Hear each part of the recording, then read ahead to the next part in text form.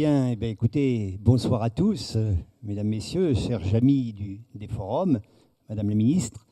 Je suis très heureux en tant que président de Sciences Action de vous accueillir ce soir pour ce premier forum de l'année 2015. Je suis simplement un peu déçu parce que je sais que beaucoup auraient voulu être ici, mais malheureusement, nous n'avions pas cette place. Et donc, je voudrais saluer les internautes qui vont nous suivre en direct toute la soirée. Ce soir, on accueille un invité un peu exceptionnel, Thomas Pesquet. Il est originaire de Haute-Normandie. Il a préparé son bac à Dieppe. Il a fait ses classes préparatoires au lycée Corneille.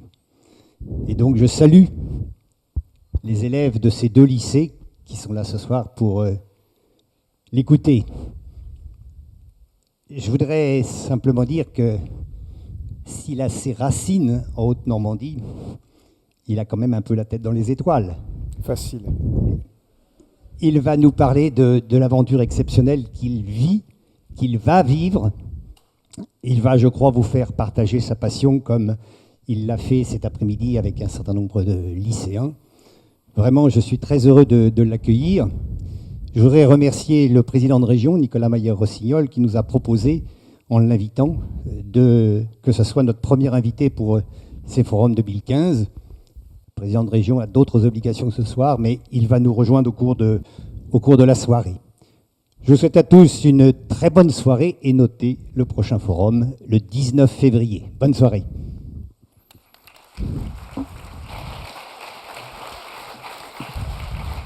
Voilà, merci. Merci à Dominique Gommier. Comme on a eu un tout petit peu de retard à l'allumage, eh bien, on ne va pas perdre du temps pour la mise en orbite. On écoute Thomas Pesquet. Merci. Bonsoir à tous. Merci d'être venus ce soir. Ça me touche que les gens se déplacent, particulièrement ici en Normandie, où oui, j'ai mes racines. Il y a des gens de ma famille, il y a des amis qui sont dans la salle, donc ça me fait plaisir. Moi, je suis très content d'être là. Malheureusement, je passe peu de temps en Europe, encore moins de temps en France et encore beaucoup moins de temps en Normandie. Je vais essayer de vous expliquer un peu comment ça se passe.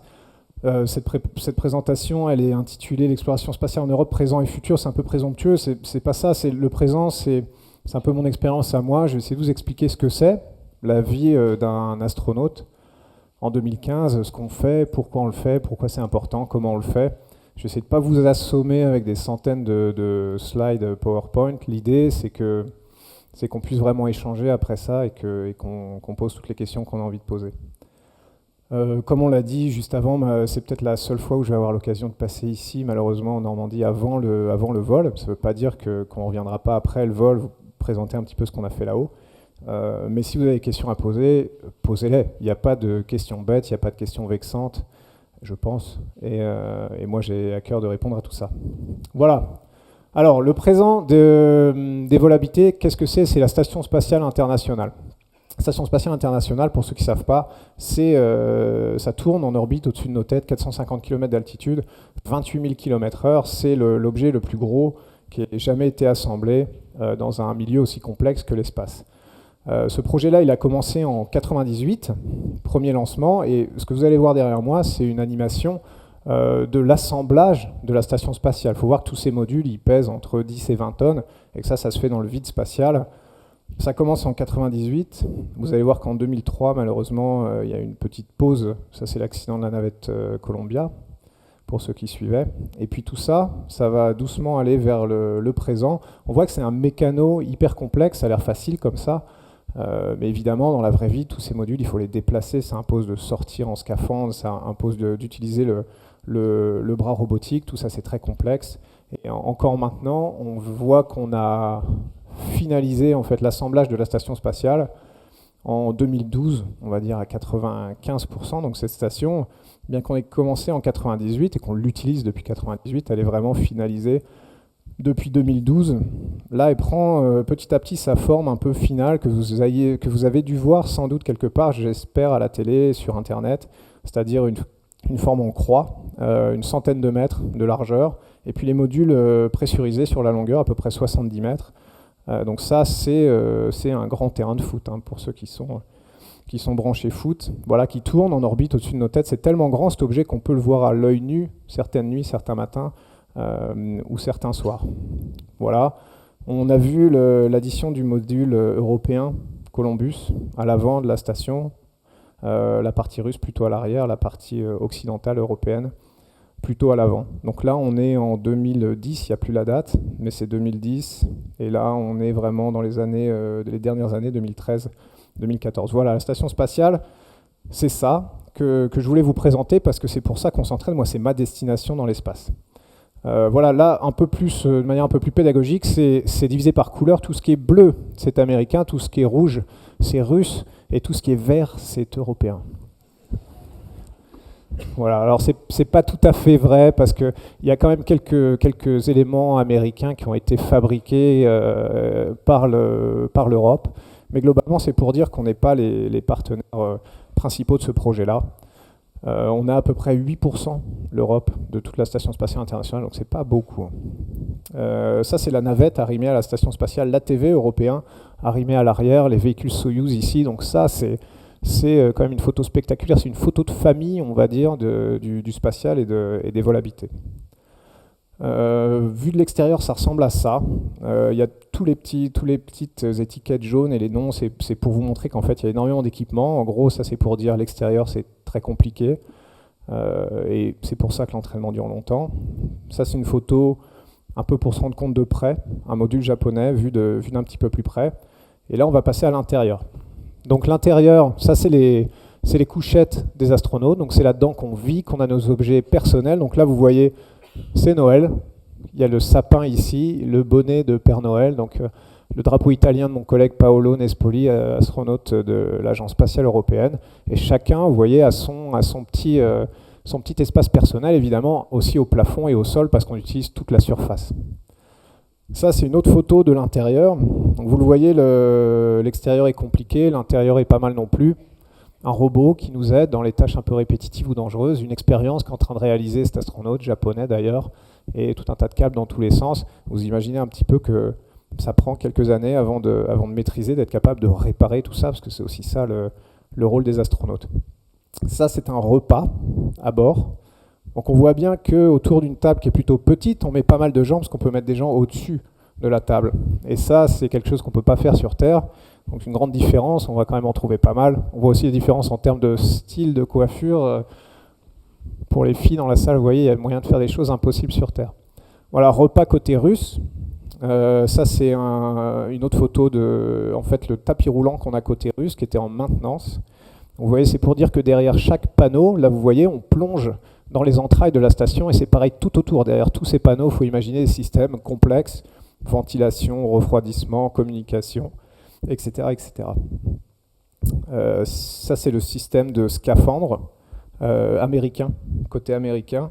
Quand on fait des sorties extravéhiculaires, nous, Européens, c'est toujours côté américain, donc on s'entraîne avec ce système. Encore une fois, c'est mon collègue Lucas Parmitano. J'aurais une petite histoire à vous raconter pour ceux qui ne la connaissent pas sur les mésaventures qui lui sont arrivées en sortie extravéhiculaire, malheureusement, l'année dernière. Ça, c'est côté russe. Côté russe, c'est pas le même système. Vous voyez, un scaphandre, ça s'enfile comme ça, on ferme la porte derrière soi. Mais c'est à peu près le même principe. On pourra en parler plus en détail si ça vous intéresse. Ça, c'est le module japonais, photo de famille de l'équipage. Ça, c'est première moitié de 2013. Vous voyez, toutes les nationalités sont un peu réunies. Italien pour l'Agence spatiale européenne, russe, 3 Russes, 2 Américains. C'est souvent ça, la composition de l'équipage. Ce sera le cas pour moi aussi, 3 Russes et 2 Américains, en novembre 2016. Donc, je rappelle ma date de départ. Donc ça, c'était... Ah oui, c'est vidéo, ça, je crois, qui ne marche pas, donc. Ça arrive forcément. Donc on va passer au laboratoire Columbus. Ensuite, ce qu'on va faire, c'est que je vais partir d'une approche un peu générale, et puis on va détailler en fait la participation européenne, parce que c'est ça qui nous intéresse aujourd'hui, c'est de dire qu'est-ce que fait l'Europe dans tout ça, qu'est-ce que fait la France dans tout ça, qu'est-ce que moi je fais dans tout ça. Nous, on fournit le laboratoire Columbus. C'est un laboratoire de recherche scientifique. Ça, c'est une photo de l'intérieur. Et on va réaliser des expériences dans cette station spatiale qui vont utiliser en fait les propriétés de l'impesanteur pour accéder à des phénomènes physiques qu'on ne peut pas voir sur Terre, qui sont masqués, qui sont dissimulés. Ça, c'est une photo de nuit. Mon collègue Alexander Gerst, allemand, qui a volé l'année dernière. Voilà. Et ça, cette lumière rose, en fait, c'est pas un effet de style, c'est une expérience de biologie où on fait pousser des végétaux comme ça de nuit pour étudier en fait l'influence de la gravité sur les racines et les feuilles. Une autre coopération, un autre rôle de la station de l'agence européenne dans l'espace, c'est de ravitailler la station spatiale. Et pour ça, on a un véhicule qui s'appelle l'ATV, Automated Transfer Vehicle, qui part de Kourou, en Guyane française, avec Ariane 5, 20 tonnes au décollage, qui ravitaille en eau, en gaz aussi, en oxygène, en cargo, les astronautes à bord de la station spatiale. À gauche, une photo du décollage, donc c'est spectaculaire, et à droite, on voit le système d'arrimage en fait, qui va nous permettre de venir s'accrocher à la station spatiale. Ça, c'est la TV en approche finale, les espèces de petits jets qu'on voit sur les côtés là. C'est en fait les moteurs qui en fait éjectent des gaz pour permettre de s'orienter dans l'espace. Je ne sais pas si le son est très bon, moi j'entends beaucoup, mais ouais. Ça percute, on va essayer de changer. C'est mieux comme ça là? C'est mieux? Mieux? J'aurais pu me le dire avant. Donc ça c'est la TV en approche finale. On voit ce qu'on voit au début de l'écran, c'est la station spatiale, et ce qu'on voit au fond, c'est la TV qui vient s'arrimer. Encore une fois, photo de famille pour montrer que la TV vient s'arrimer à l'arrière, la navette à l'avant, et qu'en fait on a un véritable balai des véhicules spatiaux différents pour ravitailler la station spatiale et amener les astronautes, les cosmonautes. Nous, au-delà de toutes ces contributions techniques, on envoie aussi des gens dans l'espace à l'Agence spatiale européenne. On ne les envoie pas sur nos véhicules, hein, on ne décolle pas avec une Ariane depuis Kourou, on part de Baïkonour, où on partait avant avec la navette spatiale depuis Cap Canaveral. Qu'est-ce qu'on fait dans la station spatiale? On fait des sorties extravéhiculaires pour faire de la maintenance, des réparations, pour installer des expériences scientifiques à l'extérieur. Ça, on s'entraîne en piscine, vous l'avez peut-être tous déjà vu, c'est vrai qu'on a l'habitude de voir ça, ça c'est chez nous. Chez nous, c'est au centre des astronautes à Cologne, à 3 heures de train de Paris, donc c'est pas très loin, on peut visiter si ça vous intéresse un jour. On commence comme ça, ensuite on se qualifie, ça c'est le scaphandre russe. Donc la première fois qu'on rentre dedans, quand même, il ne faut pas être claustrophobe parce qu'on ferme la porte derrière soi et puis en fait on a l'impression d'être plus ou moins dans un cercueil, c'est très très serré avec juste une vitre devant, là on peut pas toucher son visage, on peut rien faire, c'est pas très agréable. Et puis on reste là-dedans 6 heures pour faire une sortie extravéhiculaire. Voilà, donc on travaille sous l'eau, on utilise la poussée d'Archimède pour annuler le poids du scaphandre, avoir une espèce une portance, et ça simule du mieux qu'on peut l'impesanteur dont on fait l'expérience dans l'espace. Qu'on ne peut pas reproduire sur Terre à part en vol parabolique. On n'a pas de chambre antigravité, ça n'existe pas. Parfois on me pose la question, non, ça n'existe pas. Ça c'est la version américaine. Cette piscine, c'est sans doute la plus grande du monde. Dedans, il y a l'intégralité de la station spatiale qui est reproduite en maquette grandeur nature. Donc on aperçoit un petit peu ça. 110 mètres de long sur 50 mètres de large.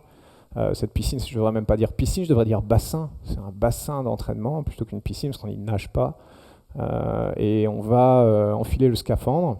Vous voyez aussi en fait, le sous-vêtement de protection thermique avec une circulation d'eau pour refroidir le corps parce que dans l'espace, on passe de températures très très chaudes, extrêmes quand on est au soleil, à très très froides quand on est à l'ombre. Donc on a des couches protectrices dans le scaphandre, mais aussi un refroidissement thermique actif avec de l'eau qui circule autour du corps. Donc ensuite, on enfile le haut du scaphandre, on enfile le casque, on est descendu dans la piscine avec une grue parce que ce scaphandre, qui évidemment pèse rien en orbite, il pèse 200 kg quand on est sur Terre, donc on ne pourrait même pas se tenir debout. Et on est descendu dans l'eau. On va faire comme ça, aidé par des plongeurs, 6 heures où on répète vraiment les opérations, on va dire, de maintenance, d'entretien qu'on va avoir effectuées à l'extérieur de la station. Alors ça, physiquement, c'est difficile parce que ce scaphandre, il est pressurisé. Donc il s'oppose un peu au mouvement du corps pour serrer la main, à peu près c'est l'équivalent de la force qu'il faut pour écraser, pas complètement, mais écraser un peu une balle de tennis. Vous imaginez 6 heures à faire ça dehors, à faire des opérations de maintenance très mécaniques en fait, c'est une des parties les plus fatigantes, les plus difficiles physiquement on va dire du métier d'astronaute. Ça, cette photo, c'est pour vous donner une idée de l'échelle, donc 200 kg, vous voyez, c'est quand même assez volumineux. Ça, c'est mon collègue Lucas au milieu qui a volé en 2013, mon collègue Andreas qui décolle le 1er septembre 2015 et qui ont été tous les deux recrutés en même temps que moi, qui font partie de ma classe, ma promotion d'astronaute. Une dernière photo pour vous montrer qu'on est toujours, évidemment c'est pas Gravity, hein, je me doute qu'il y aura peut-être des questions comme ça, mais on est toujours relié, vous voyez ici, par cette espèce de poulie qui va se dérouler pendant toute la sortie extravéhiculaire à la structure, on lâche jamais. On a également des longes qui nous servent à s'accrocher localement quand on reste à un certain endroit un peu plus longtemps. On a dans le dos, vous voyez un petit peu ici, et ici sur le haut, un mini scooter de l'espace comme Georges Clooney, mais sauf que ça sert uniquement au cas où tout le reste a raté, qu'on se détache de la structure, mais on a une chance. C'est-à-dire on arrête les rotations, on s'oriente vers l'endroit où on a lâché, et là on va avoir une poussée pour aller raccrocher la structure. Et si on n'y arrive pas, malheureusement, ça c'était la dernière chance. Voilà, ça n'arrive jamais. Ça se passe toujours très bien, on est toujours attaché. Ça, c'est ce à quoi ça ressemble en réalité. C'est la sortie du sas. Vous voyez, quand on sort là, on tombe dans la lumière. On pourrait très bien aussi sortir à un moment où il fait nuit. On fait quand même 16 levées et couchers de soleil par jour. Une orbite, c'est 1h30. Le tour de la Terre en 1h30. Donc c'est 45 minutes de jour, 45 minutes de nuit. Une chance sur deux de se retrouver dans le noir complet quand on sort. Ça, encore une fois, c'est dans la lumière. C'est pour vous donner une idée aussi de la complexité à l'extérieur. Parfois, on arrive à se perdre à l'extérieur de la station en se déplaçant comme ça en scaphandre, surtout dans le noir. On arrive à se perdre parce que c'est hyper complexe et puis parce qu'on perd tous ses repères. On ne sait plus où est le haut, le bas, etc. Le viseur doré, c'est pour se protéger du soleil, essentiellement. Et les lumières sur les côtés, c'est pour quand il fait nuit. Voilà. Donc ça, c'est une grande partie de l'entraînement. On a fait aussi des vols paraboliques. Donc ça, vous voyez, ça se passe à Bordeaux-Mérignac, donc en France. Et c'était mon premier vol parabolique. Donc vous voyez au grand sourire qu'a tout le monde sur le visage, c'est quand même une expérience incroyable. Une expérience complètement incroyable. Ça, maintenant, c'est ouvert au grand public. On peut acheter son billet pour des vols paraboliques. Alors c'est encore un petit peu cher, mais c'est pas non plus les prix qu'annonce Virgin Galactic pour aller dans l'espace. Et cet avion va décrire des trajectoires d'une parabole, en fait, plutôt un arc d'ellipse. Et pendant cette parabole, 22 secondes, on se retrouve en état d'impesanteur par rapport à la cabine de l'avion. On s'en sert pour entraîner les astronautes un petit peu, mais surtout pour tester les techniques et les technologies et la recherche qu'on va effectuer dans la station spatiale. C'est un moyen pas cher d'accès à l'impesanteur qui est très apprécié des scientifiques. Voilà, ça c'est un exemple d'activité qu'on avait eue pour faire un truc un peu tout bête, mais du massage cardiaque dans la station spatiale. Si ça se passe mal, quand on doit faire un massage cardiaque, comment on va faire? La personne flotte, on ne peut pas la bloquer, on ne peut pas masser parce qu'on n'a pas le poids pour appuyer dessus. Et la technique qu'on a trouvée, nous, qu'on a un peu mise au point, ce qui marche le mieux, on essaie plein de choses. On essaie immobiliser avec les jambes, etc. C'est d'aller mettre les pieds au plafond et de faire du massage cardiaque comme ça en orbite. Ça, ce que ça montre, c'est que tout est plus compliqué, en fait, quand on se retrouve dans la station spatiale et qu'il y a des choses qu'on sait faire sur Terre et qu'il faut réinventer. Langues étrangères, donc vous voyez derrière, il y a l'alphabet russe. Ça a été un très très gros morceau. Il a fallu apprendre le russe pour pouvoir communiquer avec nos collègues cosmonautes qui, eux, apprennent l'anglais. Donc ça, c'était pas la partie la plus drôle. Le russe est difficile, très belle langue, mais très difficile. Mais ça me permet d'insister un petit peu sur le côté langues étrangères pour les gens qui sont étudiants ou scolaires qui sont ici. Ça, on le répétera jamais assez pour nous, mais pour tout le monde, hein, c'est devenu primordial, extrêmement important. Nous, on est l'agence spatiale européenne. On parle beaucoup de langues, français, anglais. Il y a des Allemands, des Italiens, des Belges, toutes les nationalités.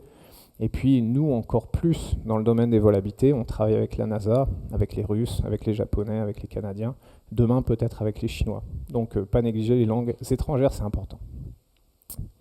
Pilotage. Alors, on était sur 6. On était 4 pilotes. Il y en avait 2 qui n'étaient pas pilotes. Vous les voyez sur la photo, là, en bleu. Il a fallu qu'ils apprennent. On estime que c'est important. Les astronautes ne sont pas tous pilotes professionnels, mais les qualités d'un pilote sont importantes dans le métier d'astronaute. Donc eux, ils ont commencé sur des petits avions.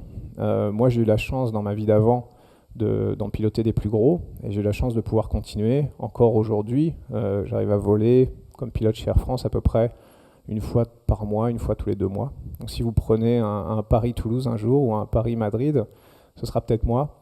Et ça, c'est bien. Pourquoi? Pas tellement pour la maniabilité, mais pour le travail en équipage, les procédures, etc. C'est très très similaire. Vous allez voir d'autres photos plus tard à ce qu'on fait dans le Soyouz, par exemple. Stage de survie, ça c'est les parties un peu fun de l'entraînement, même si ça n'a pas l'air fun comme ça. Stage de survie, pourquoi? Parce que quand on revient de la station spatiale, on est censé tomber à peu près au bon endroit, mais il se peut très bien qu'on tombe un peu plus loin, 400-500 km du point d'atterrissage prévu. Et si la météo n'est pas très bonne, et si on tombe dans une région un peu accidentée, en théorie, on pourrait avoir à survivre 2-3 jours par nous-mêmes, juste avec les moyens du bord. Donc ça s'improvise pas, avant qu'on nous retrouve, avant que les hélicoptères nous retrouvent. Ça s'improvise pas, ça s'apprend. Donc on a fait 4 jours en Sardaigne, dans la montagne, dans une vallée, et puis finalement, le scénario, c'était que personne venait nous chercher, donc on est parti comme ça à marche forcée un peu, et puis on a rejoint l'hélicoptère tout en haut, on était contents, ils nous ont emmenés pour nous balancer dans l'eau. Et on est resté 24 heures en fait sur ce petit radeau là au milieu à 10 nautiques des côtes. Ça c'est une autre photo un peu plus près.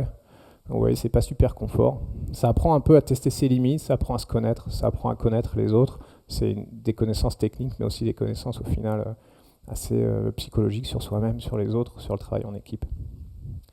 Stage de survie, ça c'est la version hiver, parce que ça s'arrête pas là quand même, ce serait trop facile. Donc ça c'est dans la banlieue de Moscou. Et par moins 25, on a passé 3 jours dehors dans la forêt avec ma collègue Samantha, italienne, qui est en ce moment même dans la station spatiale.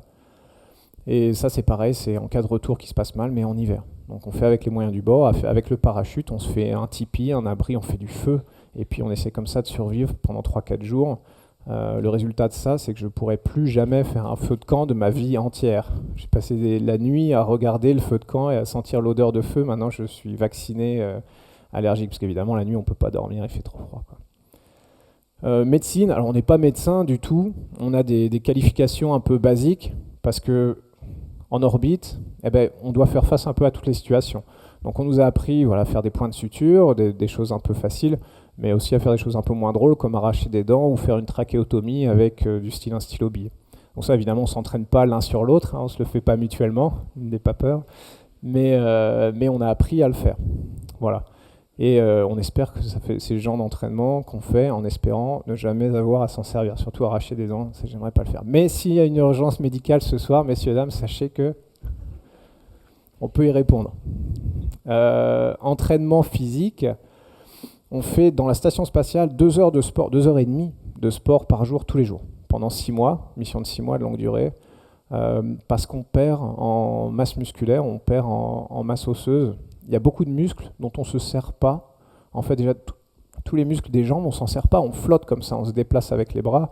Tous les muscles du dos qui vous permettent de vous tenir droit ou même assis de manière, j'en vois plein qui se redressent, de manière un peu droite. Nous, on ne s'en sert pas dans la station spatiale. Donc si on ne faisait rien, au bout de 6 mois, en revenant sur Terre, on serait un peu liquide en fait. On aurait du mal à se tenir debout et ça ne se passerait pas très bien. Donc pour ça, pour parer à ça, on fait 2 heures et demie de sport par jour dans la station. Et on s'entraîne au sol évidemment, parce que l'idée c'est plus on arrive en forme, plus on va revenir, plus on part en forme, plus on va revenir en forme. Voilà. D'un côté, vous avez l'entraînement avec une machine de torture qu'on a, ça c'est à la NASA, et ça c'est la version en orbite. Vous voyez, là l'orientation a aucune importance. On lève des poids, alors évidemment c'est pas des poids, c'est de la résistance pneumatique. Et puis là, ce que vous voyez qui est assez drôle, c'est qu'en dessous, c'est la coupole, donc c'est une fenêtre panoramique de vue sur la Terre. Donc vous imaginez, comme ça on fait sa musculation le matin en regardant, et là on passe au-dessus de la Terre, c'est quand même assez sympa. C'est plus sympa que la version de gauche. Ça c'est comment ça se passe dans la réalité. Donc, vous voyez au fond, cette vidéo elle est intéressante, au fond on a un vélo d'exercice, mais qui en fait n'a pas de selle. Mais on n'a pas besoin d'avoir de selle. Hein. Pourquoi faire une selle ? On pédale, nous ce qu'on veut c'est faire l'effort avec les jambes, on n'a pas besoin de reposer, ça repose tout seul. Et au premier plan, vous voyez cette machine de musculation qui bouge entièrement parce qu'on ne veut pas transmettre des vibrations à la structure de la station. On a des expériences scientifiques qui utilisent l'absence de gravité, donc une espèce d'absence de gravité un peu pure comme ça, on ne veut pas aller secouer ça parce que ça gâcherait tout. Donc ça c'est isolé mécaniquement, vous imaginez le casse-tête. tout ce qu'on veut faire dans l'espace devient très compliqué. La vie de tous les jours, l'hygiène, la nourriture, le sport, etc. Alors ça, j'ai mis un peu d'anglais pour renforcer le côté langues étrangères. Ça, qu'est-ce que ça veut dire? Sans gros mots, ça veut juste dire qu'il faut se connaître soi-même, connaître les limites de sa performance, se mettre dans des situations de stress où on diminue un peu son confort, on brouille un peu les repères habituels. On est allé s'enfermer pendant 7 jours sous terre, en Sardaigne. Et on a eu une organisation en fait en expédition avec des astronautes que vous voyez tout autour de ce lac souterrain qu'on a découvert le dernier jour. C'était un peu la récompense. On était organisé en expédition avec des objectifs scientifiques, des objectifs d'exploration pour dresser la carte d'une grotte souterraine qui n'avait jamais été explorée. Ça, c'est vraiment pour nous apprendre à travailler en équipe et à se connaître, et puis se mettre dans les situations qu'on va retrouver en fait dans l'espace. C'est un peu paradoxal d'aller sous terre pour se préparer à l'espace, mais c'est comme ça que ça se passe. Ça, c'est une photo que j'ai. Celle-là, je l'ai mise parce que je suis fier, c'est moi qui l'ai faite. Et avec la lumière du casque et un temps d'exposition très très long, on pouvait écrire des choses comme ça, lumineux. Peut-être vous avez fait ça quand vous étiez petit, mais nous, on a réussi à écrire ça sous terre. On était très contents. Voilà, excusez-moi, ça me faisait plaisir. On a aussi fait ça sous l'eau. On a vu tout à l'heure les entraînements en piscine. Ça, c'est la mission de NIMO, en fait, qui se passe au large de la Floride. On a un laboratoire sous-marin qui est immergé de manière permanente, 30 de mètres de profondeur, à 10 nautiques des côtes. Et on va s'amuser, je devrais pas dire s'amuser, parce que c'est pas vraiment de l'amusement, mais on va simuler là-dedans des missions spatiales. En fait, on utilise ça comme notre module qui nous amènerait sur, par exemple, un astéroïde. Donc on vit dedans et tous les jours, on sort en scaphandre, sauf que nous, on le fait sous l'eau avec des casques de scaphandrier. Et on va répéter un peu les techniques qu'on utilisera pour faire vraiment de l'exploration de planètes ou d'astéroïdes. Donc ça, c'était en juillet de l'année dernière. On fait de la robotique. Robotique, ça veut dire on pilote un bras robotique de 17 mètres articulé qui bouge en fait dans toutes les dimensions et qui va nous servir à déplacer des charges à l'extérieur de la station. Alors ce bras, il est articulé dans toutes les directions et il peut, ce qui est assez intéressant, c'est qu'il peut marcher à l'extérieur de la station, c'est-à-dire la main va s'agripper quelque part, il va décrocher en fait l'épaule qui devient la main qui s'agrippe quelque part comme ça à l'extérieur de la station. C'est assez incroyable à voir comme ça, 17 mètres, encore une fois à 450 km d'altitude. Mais ça sert à ça, ça sert à déplacer par exemple un astronaute. Là vous voyez, il est sur le bout du bras robotique, donc ça il faut imaginer quand même, on est dans son scaphandre, perché, attaché par les pieds à un bras de 17 mètres. Donc 17 mètres, vous imaginez, c'est quand même pour les gens qui ont le vertige, c'est pas terrible. En dessous, il y a la station spatiale, et puis en dessous, il y a 450 km de vide, et puis on voit la Terre défiler. Donc ça, c'est quand même une vue qui est assez sympa. Moi, j'espère que j'aurai cette expérience-là, mais en tout cas, je pense que c'est un truc qui reste toute la vie. Avec ce bras robotique, on attrape en fait tout bêtement des véhicules de ravitaillement qui, eux, au lieu de s'arrimer, ils viennent se mettre en vol stationnaire sous la station. Et c'est les astronautes qui, avec cette espèce de poste de pilotage, avec des petits joysticks comme ça, pilotent le bras robotique, vont les attraper, les arrimer à la station, et ça nous permet d'être ravitaillés en consommables, en eau, en vêtements aussi, parce que les vêtements, malheureusement, on les lave pas, on n'a pas de machine à laver, on les jette, on les met assez longtemps, on les jette. Assez longtemps, je ne vais pas choquer les gens, mais un t-shirt, c'est 2 semaines dans la station spatiale. La première semaine, on le met pour travailler. La deuxième semaine, on le met pour faire du sport, 2h30 par jour. Au bout de 2 semaines, on le jette. Heureusement. Voilà donc une très belle photo avec un astronaute en sortie extravéhiculaire au bout du bras robotique, la Terre en dessous. Et là, il fait la même avec la tête à l'envers, donc encore mieux. Voilà. Pour accéder à l'espace, on y va avec le vaisseau Soyouz. Donc je vous ai mis un peu les dimensions, 7 mètres, 2 mètres 70. Ça, c'est de la technologie russe. Ça se reconnaît parce qu'on dirait un assemblage de vieilles casseroles. Par rapport, je sais que les gens sont déçus en général. Ici, la navette spatiale, c'est classe. Le Soyouz, ça marche très très bien. C'est hyper fiable, mais c'est vrai qu'en termes de look, c'est pas la Ferrari à laquelle on a l'habitude. Voilà, il se sépare en 3 parties. Et en fait, les astronautes cosmonautes sont assis dans la partie du milieu pendant le lancement. Alors tout ça, ça reste uni pendant le lancement et ça se sépare pendant le retour. Ça, c'est la partie de gauche, c'est la partie dans laquelle on peut vivre un petit peu. La partie du milieu, la partie dans laquelle on s'assied. Ça ressemble à ça à l'intérieur. Alors c'est tout petit à l'intérieur. Ça c'est pris avec un grand angle. On a l'impression que c'est spacieux, que c'est tout confort et qu'il y a toutes les options. Mais ce n'est pas vraiment le cas.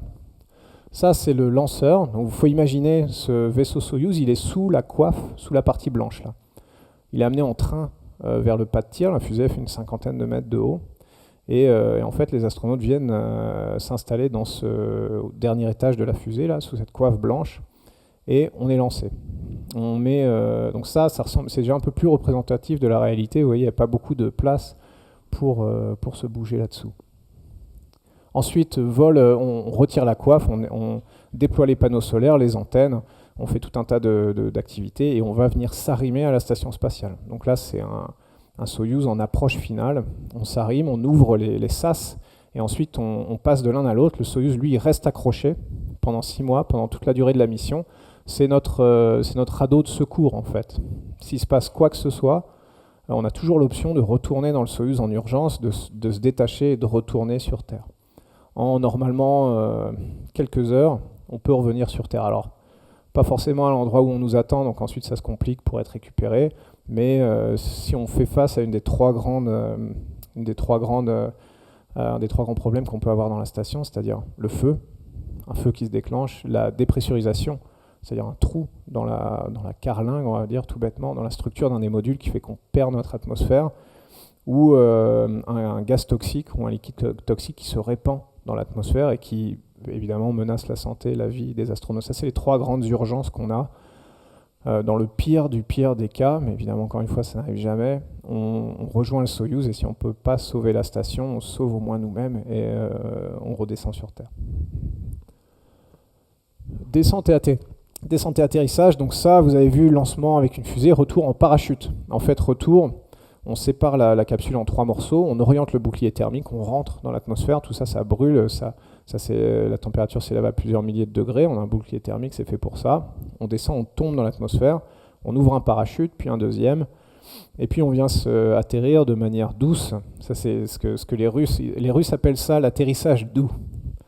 Alors, pour imaginer l'atterrissage doux, vous êtes en voiture au feu rouge, vous êtes arrêté, et puis il y a quelqu'un qui arrive à 50 km/h derrière, qui vous en plafonne à 50 km/h et vous êtes arrêté. Donc c'est à peu près l'atterrissage doux. Voilà, c'est fait pour ça, il n'y a pas de problème, mais ce n'est pas le meilleur moment. Là, on voit la capsule après la rentrée atmosphérique. Donc on voit que c'est tout brûlé, en fait, tout ça. On voit les équipes de secours et les hélicoptères. Et au premier plan, on voit en fait le logement du parachute, le logement duquel le parachute est sorti. Ça, c'est la récupération des astronautes. Donc vous voyez, après 6 mois dans l'espace, on n'est pas en très bon état. Moi, je dis souvent 6 mois dans l'espace, 6 mois pour s'en remettre.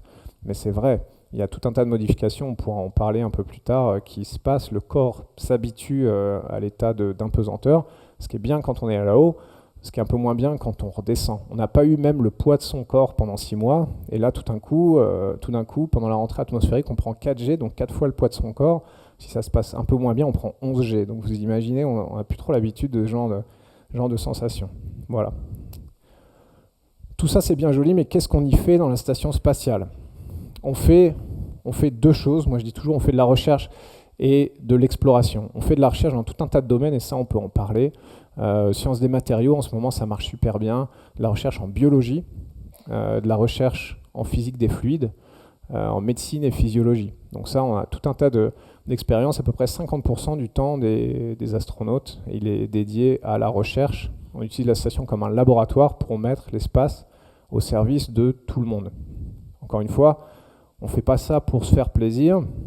Moi, ça me fait très plaisir de le faire, mais l'idée, c'est qu'on le fait pour vous, quelque part. On le fait pour utiliser ces propriétés-là, pour trouver des brevets, des nouvelles techniques, des technologies, des avancées, pour faire un peu avancer la connaissance, pour que finalement la vie de tout le monde s'améliore. C'est un peu des grands mots, mais c'est ça l'idée. Une petite vidéo pour vous montrer comment ça se passe, parce que je commence peut-être à vous endormir en parlant trop. Donc juste pour dire qu'il faut changer sa manière de bosser dans l'espace. Vous voyez, les trucs les plus simples, parfois ça devient extrêmement compliqué. Voilà, par contre, on peut faire des trucs sympas. On peut, quand on a fini d'écrire, on peut laisser son stylo là, et puis tourner la page, reprendre le stylo, et puis continuer à écrire. Donc ça, dans la station, ça marche bien. Par contre, j'ai vu des astronautes le faire au sol en revenant, parce qu'ils étaient tellement habitués que, et ça je l'ai vu en Russie, retour au sol, hop, on trinque évidemment, parce que ça arrive en Russie de trinquer au succès des choses, trinque les astronautes qui reviennent, trinque, lève le verre et puis le lâche comme ça et puis s'en vont, parce que dans la station c'est pas grave, le verre il reste, mais évidemment sur Terre ça demande une petite phase de réadaptation. On regarde beaucoup la Terre depuis la station. Cette photo, je l'aime bien, c'est la coupole dont je vous parlais tout à l'heure, donc fenêtre d'observation panoramique, on prend plein de photos. Les astronautes prennent, celle-là aussi elle est jolie, prennent énormément de photos dans la station spatiale, ils les tweetent, on peut suivre tout ça sur Twitter, sur Facebook, etc. Et c'est assez drôle de voir qu'en fait on va dans l'espace, mais qu'au final les gens vont dans l'espace en regardant la Terre en fait. Et puis on pourra parler aussi un petit peu de tout ça si ça vous intéresse, de ce que ça provoque, de l'effet un peu de recul, de perspective que ça provoque chez les gens. Et moi j'adore parler de ça avec mes collègues, de voir le changement que ça provoque en fait, de voir tout ça d'en haut. Voilà. Est-ce que je vous ai endormi? Pas encore. On peut parler maintenant un peu plus d'exploration. J'ai parlé vraiment beaucoup de recherche, d'entraînement, on a parlé beaucoup du présent. Maintenant, on peut parler un petit peu du futur, de l'avenir. Parce qu'encore une fois, je le redis, ce qu'on fait dans la station spatiale, c'est de la recherche, mais c'est aussi de l'exploration. L'exploration, c'est toujours pareil. C'est une démarche pas par pas. On fait comme ça un peu des sauts exploratoires. On envoie quelqu'un, on ne sait pas trop ce qu'on va trouver, on envoie quelqu'un d'un peu résistant, d'un peu costaud, d'un peu guerrier, explorateur. Et puis ensuite, on apprend un peu sur ce nouveau milieu. Petit à petit, on va se l'approprier, on va s'habituer à tout ça, on va comprendre un peu les tenants et les aboutissants, on va le maîtriser. Et une fois qu'on l'aura maîtrisé, on va répéter ce processus pour aller de plus en plus loin. Voilà, ça c'est l'exploration sur Terre, ça se passe comme ça. Mais c'est aussi l'exploration spatiale. Et ce n'est pas deux choses différentes. L'exploration spatiale, c'est la continuation dans l'espace de l'exploration sur Terre. C'est tout bête. C'est juste le milieu un peu plus compliqué. Donc, j'allais dire, on va un peu moins vite, mais c'est même pas vrai, parce que si vous me demandez 1492, Christophe Colomb, 50 ans après, je ne sais pas s'ils avaient déjà fait énormément de choses. Nous, 50 ans après, les débuts du spatial, on a déjà fait énormément. On a une station spatiale, on a l'homme dans l'espace depuis presque 15 ans. On habite l'espace depuis 2001 de manière ininterrompue. Voilà. Mais ça, ce n'est pas une fin en soi. Ça sert à envisager d'aller plus loin. Donc, destination future, vous les reconnaissez, ces deux planètes, j'imagine. Ça, c'est pas pour mettre une slide très compliquée. Ça fait toujours bien d'avoir une slide très compliquée, mais c'est pas pour ça. C'est pour dire que, en fait, la destination, elle est là. Vous la reconnaissez. Hein, ça, on arrive à se mettre à peu près tous d'accord là-dessus. Quand je dis tous, c'est tous ces gens-là. Et là, vous reconnaissez la NASA. Mais vous reconnaissez aussi le CNES, Centre d'études spatiales, l'ESA, l'Agence spatiale européenne, les Canadiens, les Italiens, les Allemands, les Japonais, tout le monde. On est d'accord là-dessus. On veut, à terme, aller sur Mars. Ce qu'on ne sait pas encore bien faire, c'est comment y aller, en fait. On a des technologies qui sont importantes, sans lesquelles on ne sait pas faire une mission vers Mars, sans lesquelles on ne sait pas faire. Donc, on a identifié ça, on travaille dessus. Et puis, ça, c'est le présent, ISS. On va servir de l'ISS, faire de la recherche, mais la recherche qui a pour but d'avoir l'homme dans l'espace plus longtemps. Cette fois-ci, pas de la recherche qui a pour but de trouver des résultats pour la Terre, et de la technologie qu'on va utiliser pour des missions au long cours, en fait, des missions de plus en plus loin, des missions de plus en plus longues. Voilà. L'image que j'aime bien donner, c'est quand on a commencé à développer l'aviation, on a compris tout de suite que ça allait être vraiment très bien pour faire des longues distances, pour franchir les montagnes, pour franchir les océans. Ça, on l'avait à peu près compris. De la même manière que nous, on a à peu près compris que c'est là qu'on veut aller. Et après, on peut aussi discuter le pourquoi du comment. Mais donc ensuite, par contre, on ne s'est pas lancé au-dessus de l'Atlantique du premier coup. Parce qu'on n'était pas sûr de la technologie, parce que c'était trop de risques. Voilà, on en est un peu là avec Mars. Donc, ce qu'on a fait avec l'aviation, on a développé la technique et la technologie en restant près du sol. Ensuite, un jour, on s'est dit, allez, on va faire la traversée de la Manche. On l'a fait, ça a marché. Un jour, on s'est dit, allez, cette fois, on est un peu plus sûr de nous, on a développé encore la technologie, on va faire la traversée de la Méditerranée. On l'a fait, ça a marché. Et puis un beau jour, on s'est dit, ça y est, Là, on pense qu'on peut le faire raisonnablement, on y va, on a traversé l'Atlantique. Et ben, c'est ça qui se passe. C'est aussi bête que ça. Nous, d'aller sur Mars, c'est notre traversée de l'Atlantique à nous. On n'est pas à un point où on peut dire demain on le fera avec un niveau de risque suffisant, et puis on n'ira pas directement. On fera des étapes. Et ça, c'est normal. C'est pas que les gens savent pas où ils veulent aller. C'est pas vrai. On entend souvent la NASA sait pas ce qu'elle veut, les gens savent pas ce qu'ils veulent. C'est pas vrai. On sait où on veut aller. Il y a juste plusieurs moyens d'y arriver. En fait, c'est ça l'idée qu'il y a derrière tout ça. Ça, c'est un selfie. On peut pas faire une présentation sans selfie en 2015. Enfin, c'est peut-être plutôt 2014 selfie. Peut-être je suis un peu has-been. Mais c'est un selfie de Curiosity sur Mars. J'aurais pu mettre Rosetta aussi. J'espère que vous avez suivi ça. Grande première mondiale. Elle est posée une comète, poser un atterrisseur sur une comète. C'est comme l'idée, c'est comme poser une mouche sur une balle de fusil à 500 000 km de la Terre. Et c'est même pas exagéré, hein, c'est ça. Si on regarde les chiffres, c'est vraiment ça qu'on a fait. Ça n'avait jamais été fait avant. Encore une fois, l'idée, c'est découvrir l'origine de la vie, etc. Et ça, on peut en parler parce que c'est important d'expliquer aussi pourquoi on le fait. C'est pas juste on s'auto-congratule d'avoir fait une performance, mais on sait pourquoi on le fait. Voilà. Donc pour dire que l'exploration robotique, ça s'oppose pas à l'exploration humaine. C'est pas vrai. Encore une fois, les gens parfois disent mais est-ce qu'il vaut pas mieux envoyer des robots? C'est pas est-ce qu'il vaut pas mieux envoyer des robots. Il faut faire les deux, obligatoirement. Et ça va ensemble. Les robots, c'est des précurseurs, c'est plus facile, c'est moins cher, ouais, c'est moins compliqué, mais en même temps, le retour, il est 100 fois moindre. Et ça, c'est pas moi qui le dis, parce que c'est facile de prêcher pour sa paroisse à soi. Ça, c'est les scientifiques qui le disent. Les scientifiques du projet Curiosity, donc certains sont français à Toulouse ou à Paris, me disent on a hâte qu'on puisse envoyer des gens, parce que Curiosity, c'est une lenteur, c'est formidable, mais par rapport à ce qu'ont fait les astronautes américains sur la Lune, en 3 jours, eux, ils ont fait plus de résultats que Curiosity va faire en 2 ans et demi. Alors Curiosity, Mars, c'est 400 millions de kilomètres maximum. La Lune, c'est 400 000, donc il y a un facteur 1000 entre les deux, évidemment. Mais les gars me disent, quand on aura des astronautes là-haut, le retour scientifique sera sans doute, probablement aussi avec un facteur 1000. Le seul problème, c'est comme je vous l'ai dit, on n'est pas encore prêt à y aller, mais on y travaille. C'est ça la bonne nouvelle. C'est que ça, je ne sais pas si vous avez suivi le 5 décembre, donc cette année c'est une année très spatiale, il y a eu Rosetta, très bien, mais il y a aussi eu le premier vol de la capsule Orion, qui est la nouvelle capsule des États-Unis en fait, mais sur laquelle l'Europe a une participation qui fait le module de service ici avec la propulsion et les sous-systèmes.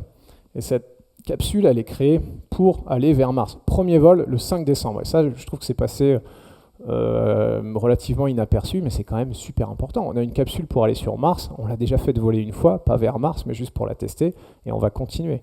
Donc c'est quand même un sacré pas qu'on a fait, et puis c'est pour dire qu'on y travaille activement. Ça, c'est les photos de la récupération de la capsule après son retour sur Terre par la marine américaine. Voilà, cette photo-là, je ne l'ai pas mise juste parce qu'elle est jolie, mais c'est pour dire que au final, dans tout ça c'est très technique, c'est très technologique, mais la plus grande inconnue qu'on a, elle n'est pas technique, c'est pas les systèmes, c'est l'homme en fait au final. C'est une aventure très humaine. On n'a jamais perdu de vue la Terre, jamais.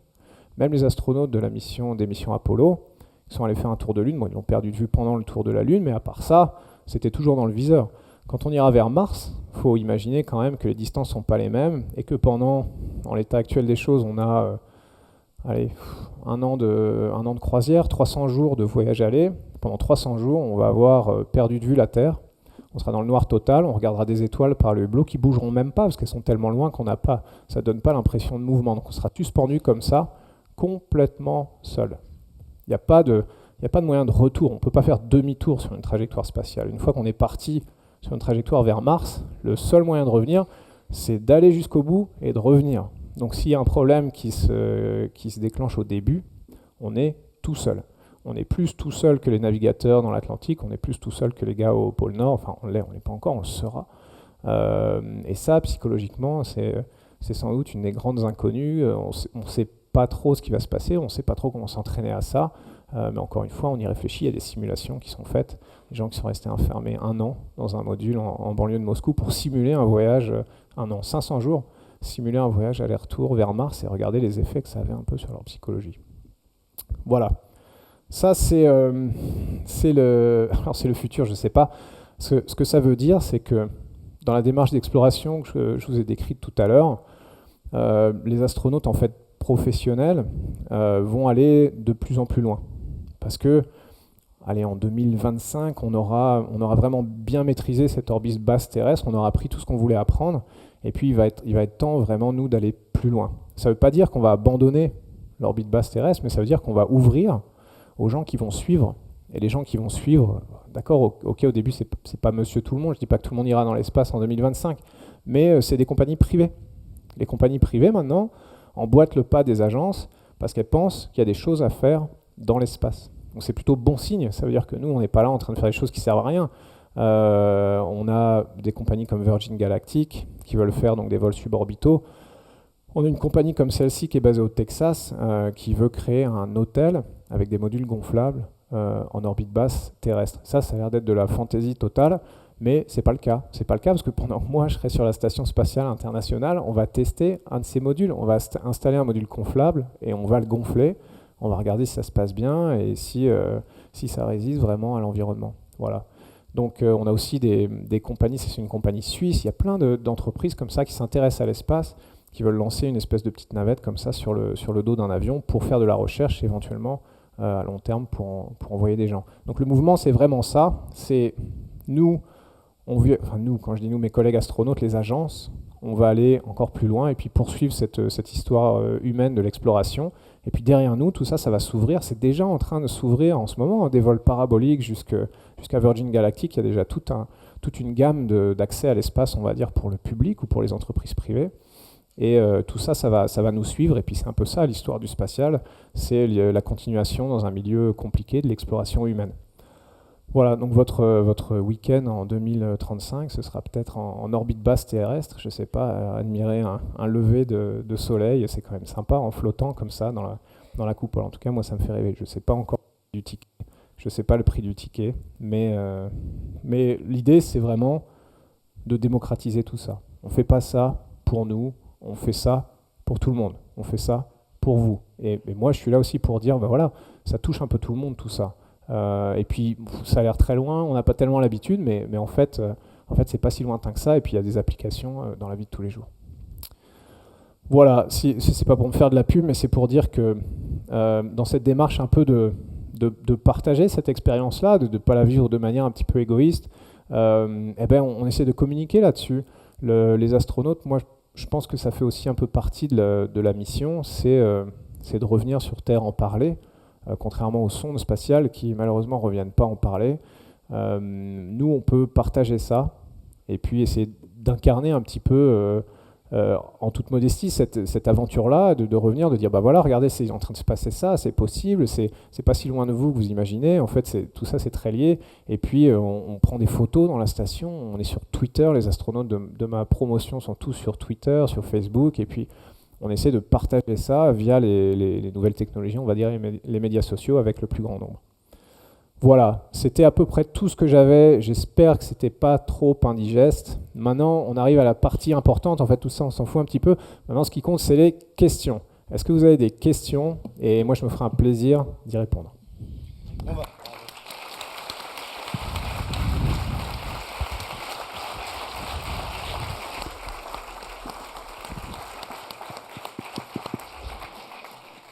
Alors, la balle est dans votre camp, dans notre camp. Je vous en prie, manifestez-vous. Nos amis du rez-de-chaussée également.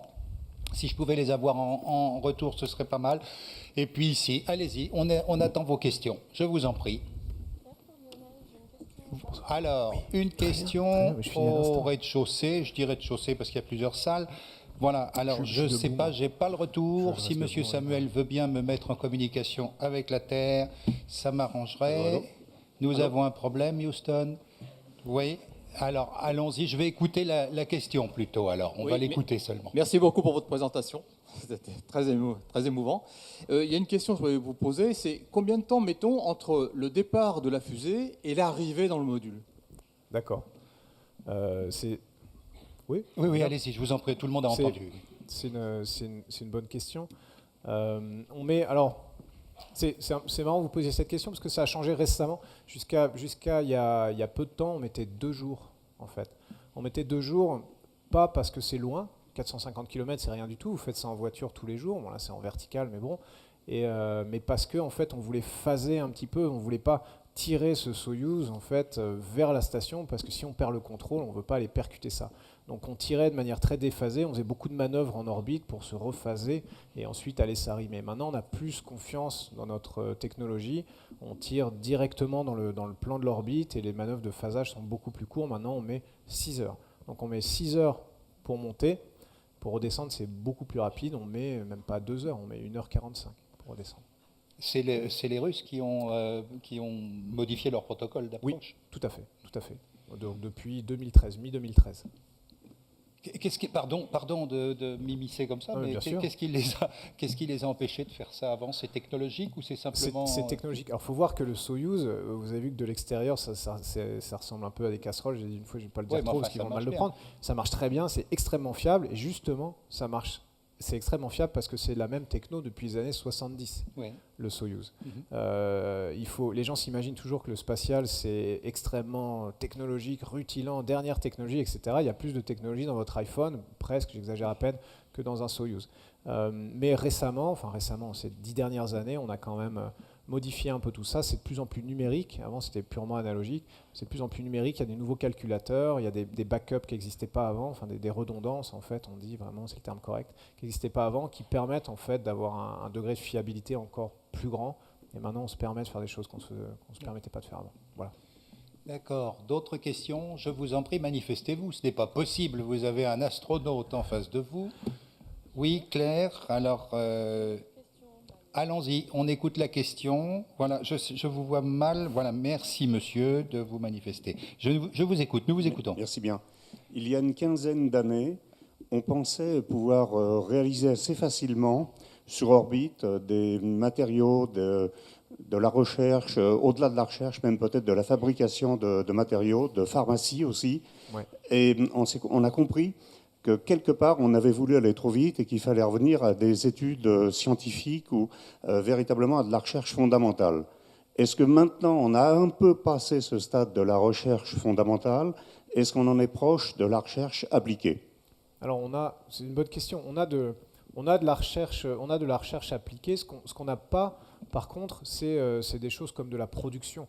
On ne va pas produire en orbite des matériaux, on ne va pas produire en orbite même de la biologie. On n'a pas cette vocation-là. Ça, ce sera malheureusement dans un futur proche toujours trop cher. On va pas produire du médicament en orbite parce que redescendre le ventre sur Terre, je ne vous raconte pas le prix de la gélule. Donc ça, on ne le fait pas. On a toujours de la recherche fondamentale, oui. On a de la recherche plus appliquée maintenant et on essaye d'insister là-dessus, particulièrement dans la médecine. Mais on ne fera jamais, malheureusement, de la production, quelque chose qui est plus de l'application. Mais ce n'est pas vraiment la vocation. C'est vrai qu'on a voulu aller trop vite. On s'est rendu compte que voilà, ce n'était pas la meilleure idée qu'on avait eue. Et maintenant, on se concentre vraiment là-dessus. Voilà, je ne sais pas si ça répond à votre question. Oui, je crois une question.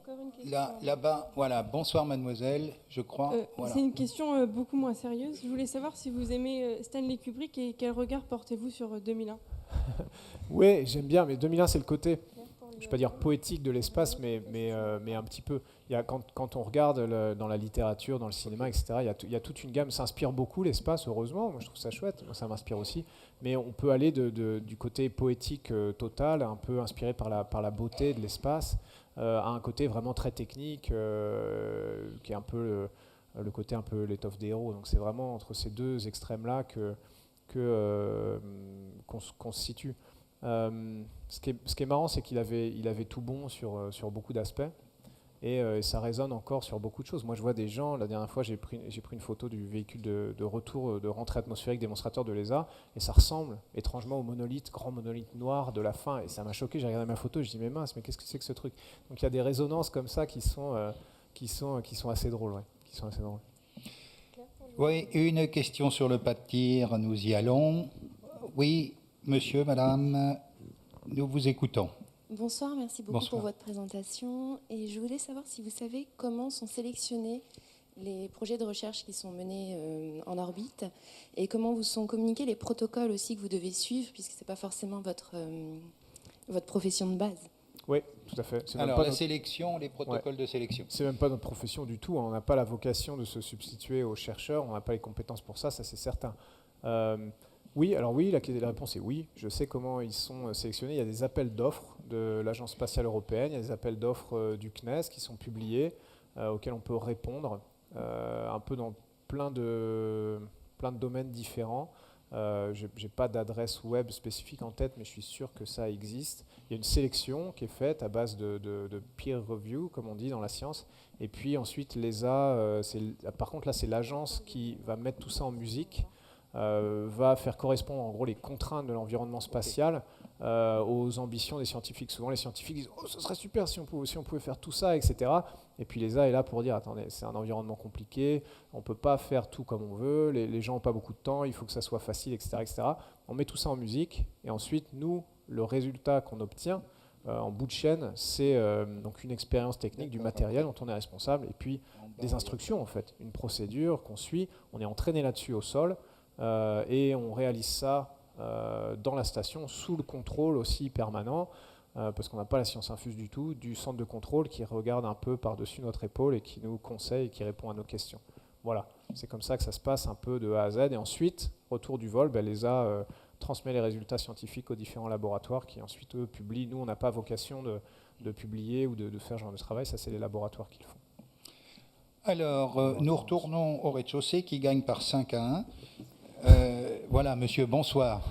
Bonsoir Thomas. Je voudrais poser une question toute simple. Pourquoi vous dans l'espace parmi les dizaines d'astronautes ou de spationautes? Je ne sais pas quel est le terme exact, mais comment déjà vous avez été sélectionné pour intégrer l'ESA et pourquoi vous dans l'espace Pourquoi vous avez triché, Thomas? Ah bah oui, moi j'ai triché dès le départ pour être sûr que ça allait bien marcher. Non, pourquoi vous, je ne sais pas, je ne suis peut-être pas la personne la mieux placée pour répondre à cette question-là, parce que ce n'est pas moi qui ai pris la décision. Évidemment, moi j'étais là pour expliquer pourquoi c'est une bonne idée de me prendre moi, mais j'étais peut-être un peu de mauvaise foi. Je ne sais pas. On va dire que, je vais répondre d'une autre manière à votre question. Je veux dire, quand je regarde le profil de mes collègues et de ma génération, en fait, de ma classe d'astronautes, de ma promotion d'astronaute par rapport aux générations précédentes, j'ai l'impression qu'on a beaucoup insisté sur le côté psychologique. On va avoir des missions de plus en plus longues, dans des environnements difficiles, de la promiscuité, de la fatigue, etc. Il faut être capable de travailler en équipe, il faut être capable de s'entendre avec les gens, il faut être patient, il ne faut pas être agressif. Donc on a insisté là-dessus, je pense, dans la sélection. Les gens avec qui je travaille, moi je le vois, je ne sais pas, je ne peux pas parler de moi, mais je peux parler de mes collègues. C'est des gens qui sont plutôt faciles à vivre, avec qui c'est facile de travailler, qui sont ouverts.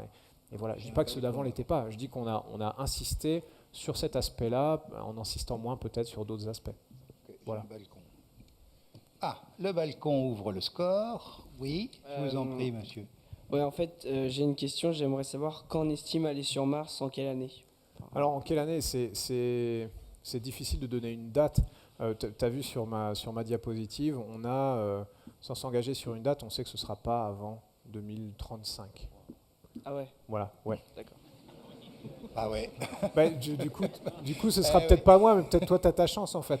Je suis comme chat, comme on dit en Normandie. Non, le spatial, c'est des projets à long terme. Hein. Rosetta, alors je reviens sur Rosetta, qui est aussi un bel exemple de réussite, qui s'est posé, c'est même plus 10 ans de croisière, et puis le projet, il a été engagé il y a 20 ans.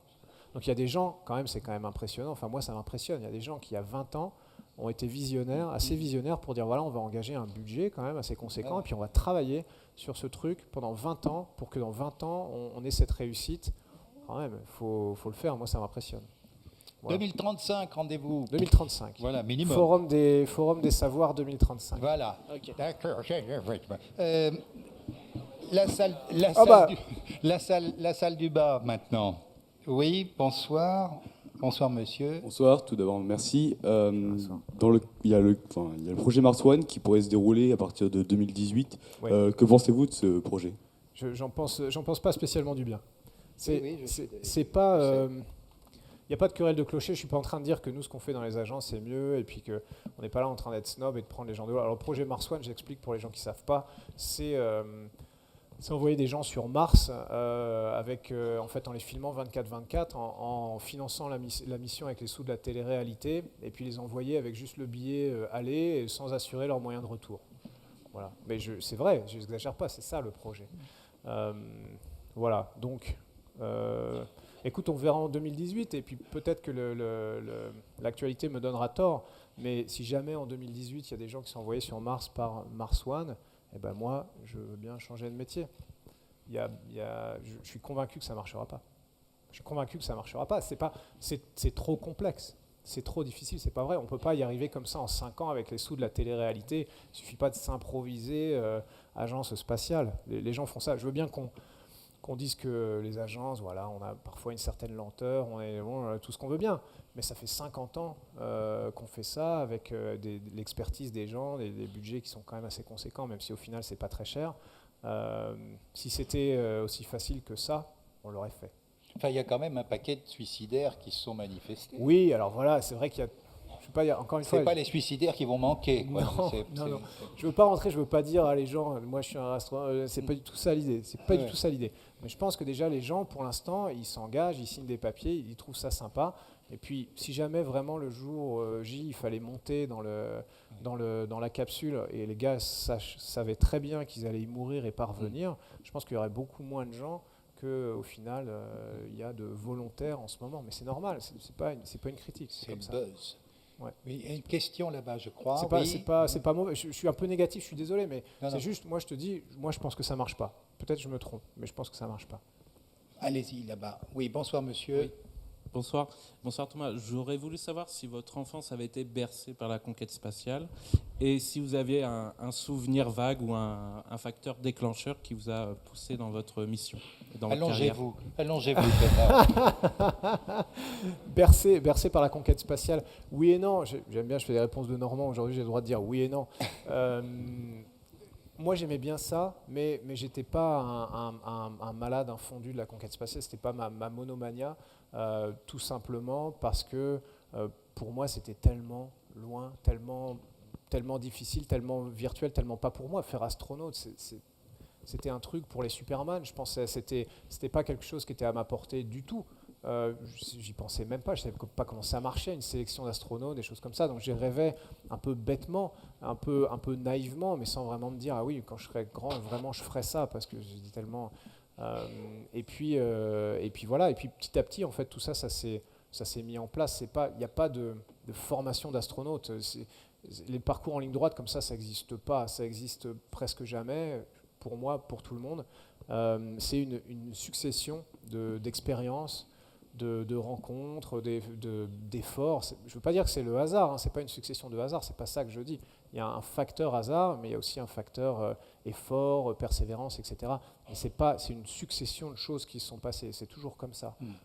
Moi, je me suis orienté vers les sciences et les techniques, je me suis orienté vers un métier d'ingénieur à l'agence spatiale, j'ai beaucoup voyagé à l'étranger, je suis devenu pilote, et puis sans m'en rendre compte, quelque part, j'ai assemblé toutes ces petites briques qui correspondaient au profil recherché, mais pas en me disant je fais ça parce que un jour je serai astronaute. Une sélection tous les 15 ans. Il y a des gens qui étaient, ce que je dis souvent, qui étaient malheureusement trop jeunes la dernière et qui étaient trop vieux à la mienne. Ces gens-là, ils étaient sans doute 10 fois meilleurs que moi. Ils n'ont pas eu leur chance. Vous avez été pilote, enfin vous êtes pilote, oui. Plutôt que sous-marinier quand même. Vous étiez plutôt vers le haut. C'est vrai, mais on a des sous-mariniers. Moi j'ai un collègue à la NASA qui était sous-marinier avant, comme quoi tout arrive. Oui, une question là-haut. Oui, bonsoir. Bonsoir. Une question au sujet du sommeil. Est-ce que vous respectez les cycles terrestres de 24 heures ou pas ? On vous entend mal, monsieur. Vous pouvez répéter ? Je crois que je l'ai, c'est bon. On est testé aussi pour Louis sur les cycles du sommeil. On respecte effectivement. Merci, c'est sympa. Pardon. Je vais boire un petit verre d'eau. Je suis désolé. En plus, c'est vrai. Bon. On va enchaîner. On respecte les cycles du sommeil. Oui, on est sur l'heure UTC en fait, l'heure du méridien de Greenwich. Voilà. Il a fallu se mettre d'accord en fait entre les Russes, les Américains, les Japonais. Évidemment, tout le monde était plutôt partant pour avoir sa zone horaire locale. Et puis on a dit si on n'arrive pas à se mettre d'accord, on va taper au milieu. Et nous, on était très contents parce qu'au milieu, c'est chez nous. On a 1 heure de différence. Les Japonais, ils travaillent la nuit tout le temps. Le centre de contrôle nous suit la journée des astronautes. Et nous, on fait une journée normale, 7h du matin, 20h, 21h le soir. Oui, une question là-bas, je crois. Bonsoir. Laissez pas le micro. Bonsoir. Voilà. On entend bien maintenant. Parfait. Très bien, très bien. J'aurais voulu savoir, est-ce que vous avez des appréhensions au fur et à mesure que la date de votre départ arrive ? Alors, ouais, oublier quelque chose. Non, on n'a pas. C'est une question. Souvent, les gens posent la question. Ils disent est-ce que vous avez des appréhensions, est-ce que vous avez peur, est-ce qu'il y a des trucs qui font peur. On n'a pas. Je dis on parce que c'est pas que moi, mais on n'a pas peur, je pense. Enfin, peur pour sa vie ou peur d'y laisser des plumes. On n'est pas plus courageux que n'importe qui. Hein, c'est pas vrai. C'est juste qu'on s'entraîne pour ça, en fait. On s'entraîne pour ça tous les jours. Donc le décollage, d'ici à ce que j'arrive en novembre 2016, la séquence de décollage, avec tout ce qui peut se passer, le feu, les trucs qui tombent en panne, etc., je l'aurais fait 350 fois. Donc s'il se passe quelque chose, bah, évidemment, il y aura un petit stress. On n'est pas des surhommes du tout, hein, mais on n'aura pas peur parce que ça va déclencher une réponse tac, tac, tac, tu sais, un peu mécanique, on sait ce qu'on a à faire, etc. Et puis quand tu as quelque chose à faire, tu n'as pas peur. Donc on n'a pas peur comme ça, on a peur de faire des erreurs, moi je pense. C'est s'entraîner 10 ans pour faire rater une expérience scientifique parce que tu appuies sur le mauvais bouton, c'est quand même un peu... Donc c'est ça, c'est pas une peur, mais c'est une crainte un peu de faire des erreurs. Et puis l'autre aspect, c'est que quelque chose arrive à nos proches pendant qu'on est 6 mois dans l'espace, parce que là, on ne peut pas venir aider. Et ça aussi, c'est des situations qui, a priori, je pense, sont pas faciles à vivre, mais qui n'arrivent jamais. Oui, encore une question ici. Ouais, j'ai encore une question. Faut-il faire de longues études pour faire astronaute? Et lesquelles? Alors, des longues études, je ne veux pas répondre oui, parce que ça va faire peur aux gens. Il faut un parcours un petit peu académique. Académique, c'est un bien grand mot. Il faut un diplôme scientifique et technique, parce qu'on évolue dans un milieu, tu as bien vu sur les diapositives de la station spatiale, c'est très technique tout ça. Donc, il faut quand même être un peu câblé comme ça. Il y a des gens qui sont médecins, il y a des gens qui sont chercheurs, il y a des gens qui sont ingénieurs, il y a des gens qui sont pilotes d'essai, souvent, pas uniquement pilotes. Donc tu vois, il faut quand même avoir une petite validation, on va dire, un diplôme de ton niveau technique. Après, on n'a pas besoin d'être expert mondial dans quelque chose, c'est pas vrai. Hein. Encore une fois, il faut montrer qu'on est capable de comprendre un peu ce milieu-là, d'évoluer dans ce milieu-là. Il faut un aspect opérationnel. Ça veut dire pas forcément laboratoire, ça veut dire être allé se confronter un peu au monde réel, dans un environnement où les décisions qu'on prend, elles ont des conséquences immédiates. Et moi, je vois mes collègues, j'ai un collègue scientifique, lui, il a étudié les volcans, il est allé sur des volcans en Antarctique.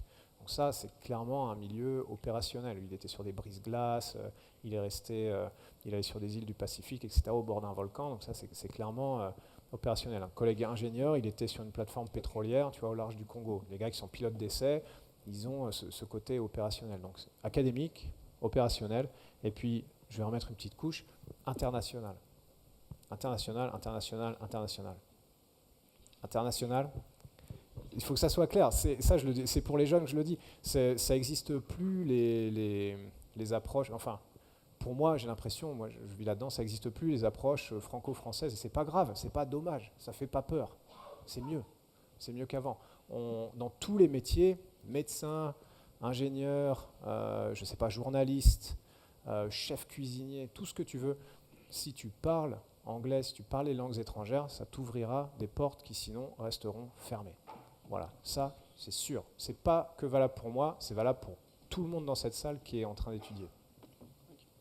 Ok, j'avais une autre question. Est-ce qu'il y a eu déjà des accidents graves? Attendez, qui est-ce qui a un micro là? C'est moi.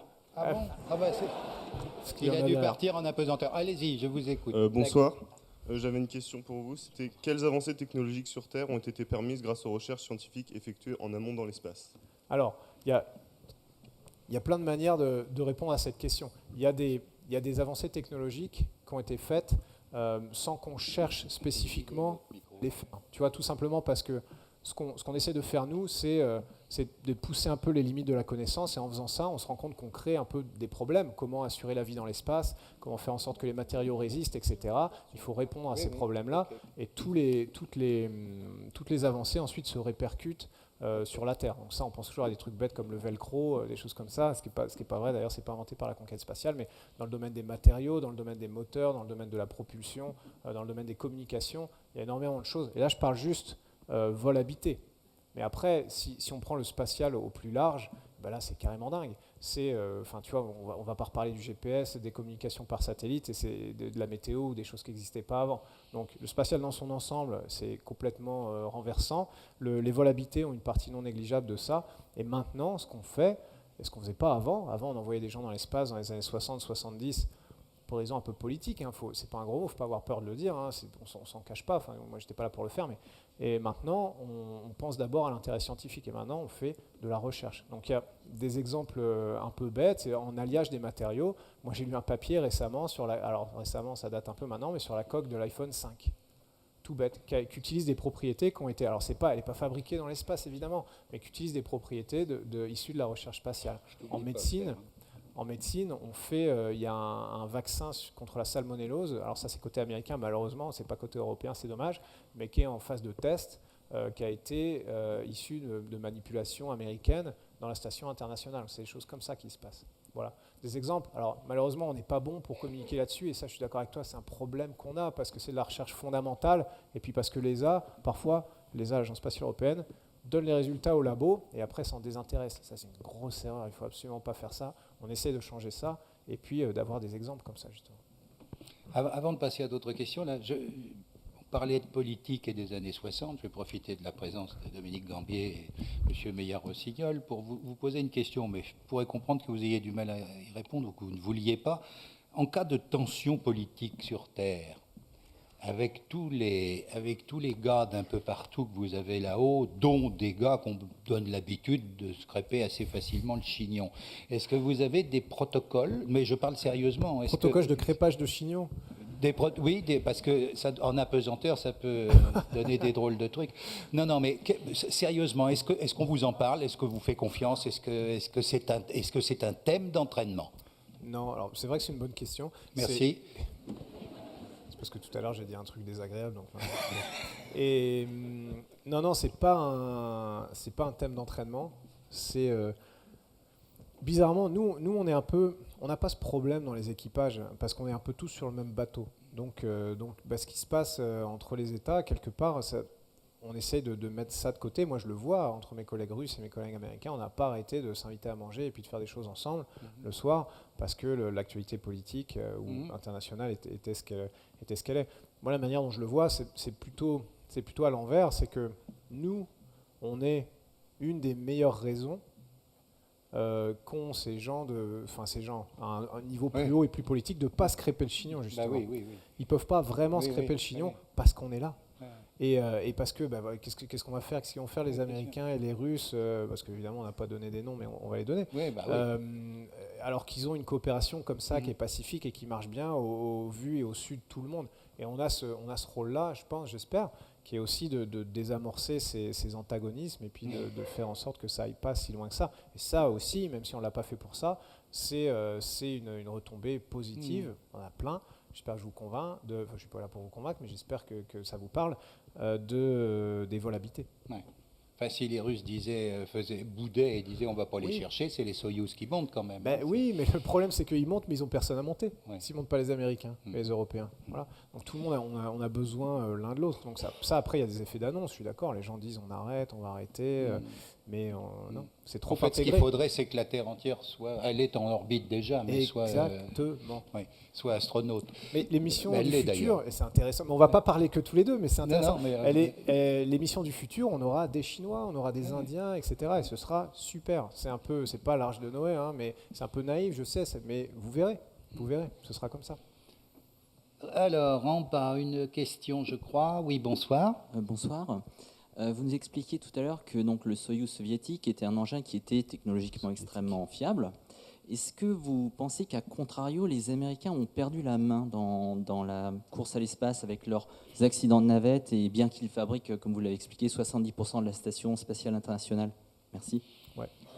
J'aime bien le soviétique, le Soyouz soviétique.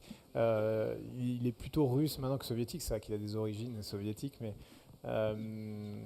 non, je pense pas. Je pense pas parce que les Russes, en fait, ils sont assis sur une technologie des années 70 qui font évoluer petit à petit, mais ils n'ont pas fait de saut technologique et de passer une génération nouvelle de véhicules et ce genre de choses. Les Américains, ils ont été très ambitieux avec la navette, très très ambitieux, trop, je sais pas, c'est pas à moi de le dire, mais on a conçu un système extrêmement complexe, extrêmement cher, extrêmement capable. On pouvait monter 20 tonnes, on n'aurait jamais pu construire la station spatiale sans la navette, mais après on s'est rendu compte que ça coûtait 800 millions de dollars par lancement, ce qui n'était pas prévu au départ. Et puis c'est difficile à maîtriser, comme on l'a vu malheureusement en termes de risque. Soyuz, beaucoup moins ambitieux, hein, on monte 1,5 tonne. On monte 3 personnes, la navette on pouvait monter 7 personnes et puis 20 tonnes sur la plage arrière en gros. Et voilà, c'est pas les mêmes ambitions en fait. Et là on voit que les Américains, ils ont fait ce saut, ils ont un nouveau véhicule, enfin ils en ont plusieurs. Ils ont Orion pour faire du deep space comme on dit, dans notre jargon, excusez-moi de vous infliger ça, mais pour aller plus loin dans l'espace, qui est un peu une capsule, mais un peu gonflée aux hormones, parce que c'est comme comparer un petit avion pour faire des vols courte distance, et puis un gros avion long courrier, c'est un peu ça la différence. Donc ils ont fait cet engagement-là, ils y sont allés, ils ont ça, les Russes ils l'ont pas fait. Les Russes ils ont toujours le Soyouz comme ils ont depuis les années 70, et depuis les années 70 il n'y a pas grand-chose de nouveau. Donc moi je trouve au contraire qu'ils sont en train de se faire distancer, c'est mon avis. Ne le répétez pas, dites pas que je vous l'ai dit, mais qui sont en train de se faire distancer dans cette... c'est plus une course, on va dire, mais dans cette exploration spatiale, ils perdent un peu de l'avance qu'ils avaient. Et le fait qu'ils soient les seuls à pouvoir envoyer des gens dans la station, c'est un leurre, parce que ça ne va pas durer très longtemps. Dans 3 ans, c'est fini. Oui, c'est conjoncturel, et puis voilà. C'est malheureux. Un peu. Oui, attendez. Oh là là, par ordre d'entrée en scène. Oui, bonsoir. Allez-y, on passe le micro... Oui, bonsoir. Bonsoir Thomas. Je voulais vous poser une question, en fait, c'est que vous avez expliqué longuement que depuis 10 ans, on arrivait à vivre constamment dans l'espace et qu'on avait quasiment maîtrisé l'orbite basse terrestre.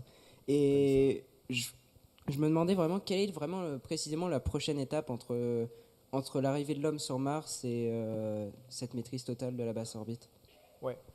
C'est une bonne question. Alors, on n'a pas maîtrisé totalement, disons qu'on sait y vivre. Après, il nous reste plein de choses à y faire, hein, tu vois, scientifiquement. Si on n'a pas du tout exploité toutes les possibilités, on le sait parce qu'on a les réponses aux appels d'offres, justement, scientifiques qui s'empilent et on a 200 fois plus de propositions que ce qu'on arrive à envoyer dans la station.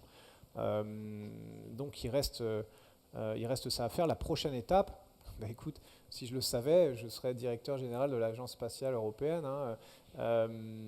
C'est pas facile. Il y a plusieurs versions, comme je te le disais tout à l'heure. On parle beaucoup de missions vers un astéroïde, parce que ce qu'on essaie de faire, c'est répondre comme avec la station, où on s'est dit on va profiter du potentiel de recherche, et puis on va faire un pas sur la route de l'exploration. Ben là, c'est un peu pareil. On se dit, en faisant ce prochain pas sur la route de l'exploration, qui coûte un peu cher, on nous demande de justifier tout ce qu'on fait, parce qu'on est un service public. On est un service public, on est une agence spatiale, hein, on ne peut pas se permettre de dépenser les sous comme on veut, on est contrôlé, et puis on doit répondre à des programmes, et c'est tant mieux. Donc avant de faire ça, on va essayer en même temps, sans doute, de répondre à une autre problématique. Une problématique à laquelle on peut répondre, c'est le danger qui est réel, hein, sans tomber dans la paranoïa ni rien, des astéroïdes qui s'écrasent sur la Terre. Ça arrive, on l'a vu récemment, on a tous vu ça sur Internet. On parle de rediriger un astéroïde en orbite lunaire, en fait, et ensuite d'aller descendre dessus, l'explorer, en fait, avec la capsule Orion, par exemple, d'aller envoyer des astronautes sur cet astéroïde-là. Donc ça permet de répondre à 2 problématiques. La problématique exploration, on répète nos technologies, c'est un peu la répétition avant le grand saut vers Mars, et puis d'un autre côté, on apprend une nouvelle capacité qu'on n'a pas pour l'instant et qui pourrait être utile dans le futur, même s'il ne faut pas le souhaiter. Voilà. Je ne voudrais pas plomber l'ambiance, mais les astéroïdes sur Terre, c'est pas quand, c'est quand la question, c'est pas si. Hein. Oui, c'est vrai, mais tu la plombes en disant ça. Non, attendez, si, non, oui, alors allez-y, monsieur, et puis après on va aller en bas. Oui, alors vous avez parlé du retour pour aller vers Mars, des missions vers les astéroïdes, mais on ne parle plus de base sur la Lune. Est-ce que ça ne sera pas une étape les Chinois, par exemple, avec leur sonde Chang'e et tout, semblent manifester l'intention de aller y aller. Ouais. Il n'y a pas 2 approches différentes là ? S'il n'y en avait que 2. Alors, ce que je disais encore une fois par rapport à la diapositive que j'avais au début, la destination finale, très claire, il n'y a pas de débat. Là où on en est en ce moment, très clair, parce qu'on l'a sous le nez, entre les deux, il y a plusieurs manières de faire qui je ne veux pas dire qu'ils marchent toutes, qui ont leurs avantages, leurs inconvénients. Les agences discutent entre elles de tout ça. Il y en a certaines qui ont tendance à promouvoir telle ou telle approche. Pourquoi ? Parce que ça leur parle chez eux, parce qu'ils ont la technologie, parce qu'ils ont des missions précurseurs, parce que culturellement, ça leur parle. La Lune, culturellement, pour les Chinois, ça leur parle énormément. Le Festival de la Lune, c'est présent partout, dans la poésie, dans le langage, etc.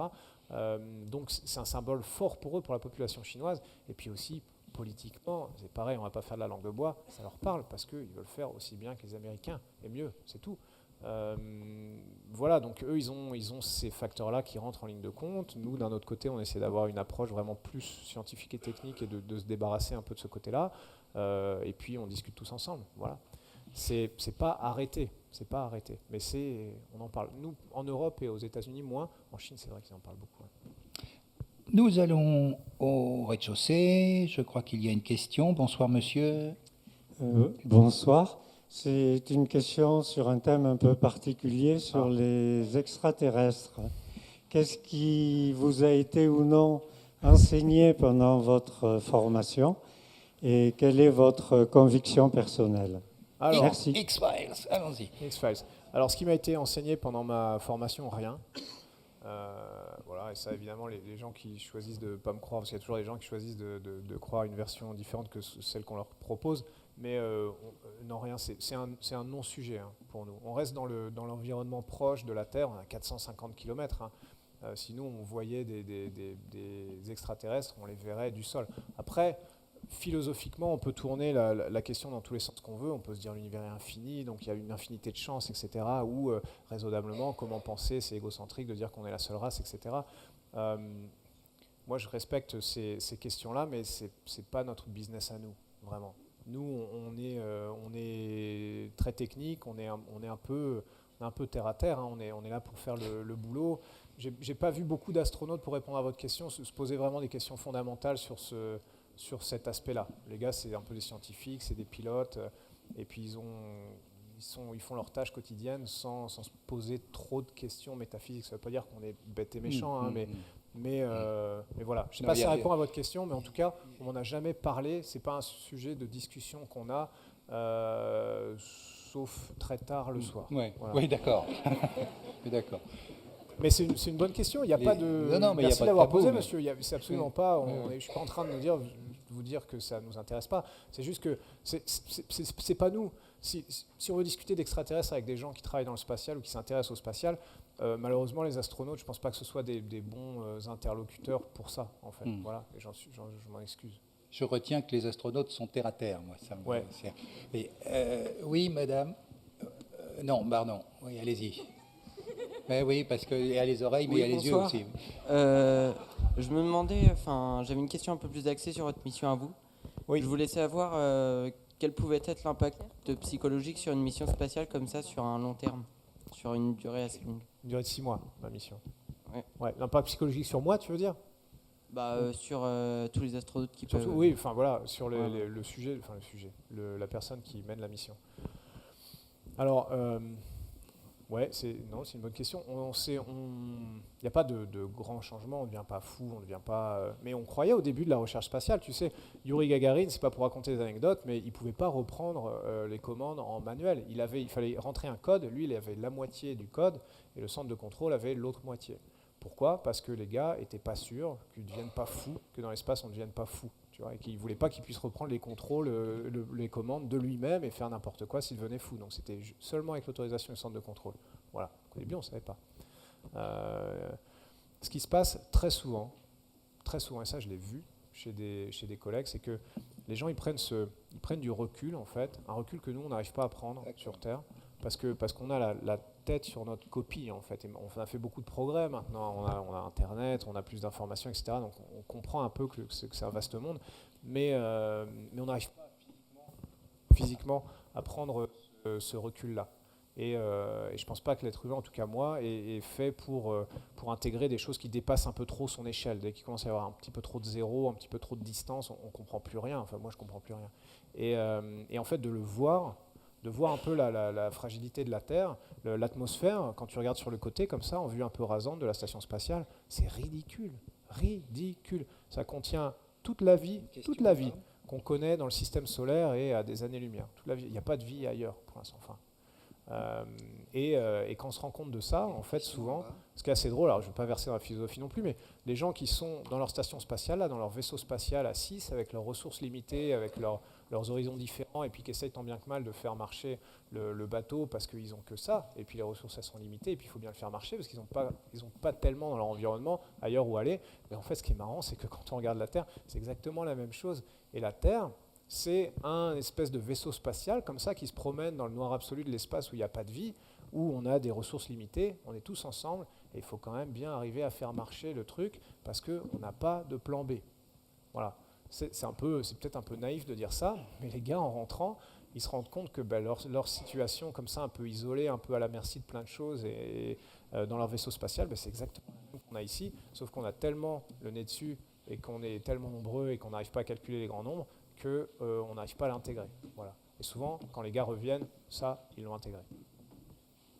Madame Fournéron, une question. Appuyez sur le... Oui, appuyez sur... Voilà, vous connaissez. Je peux me servir du micro. Ouais.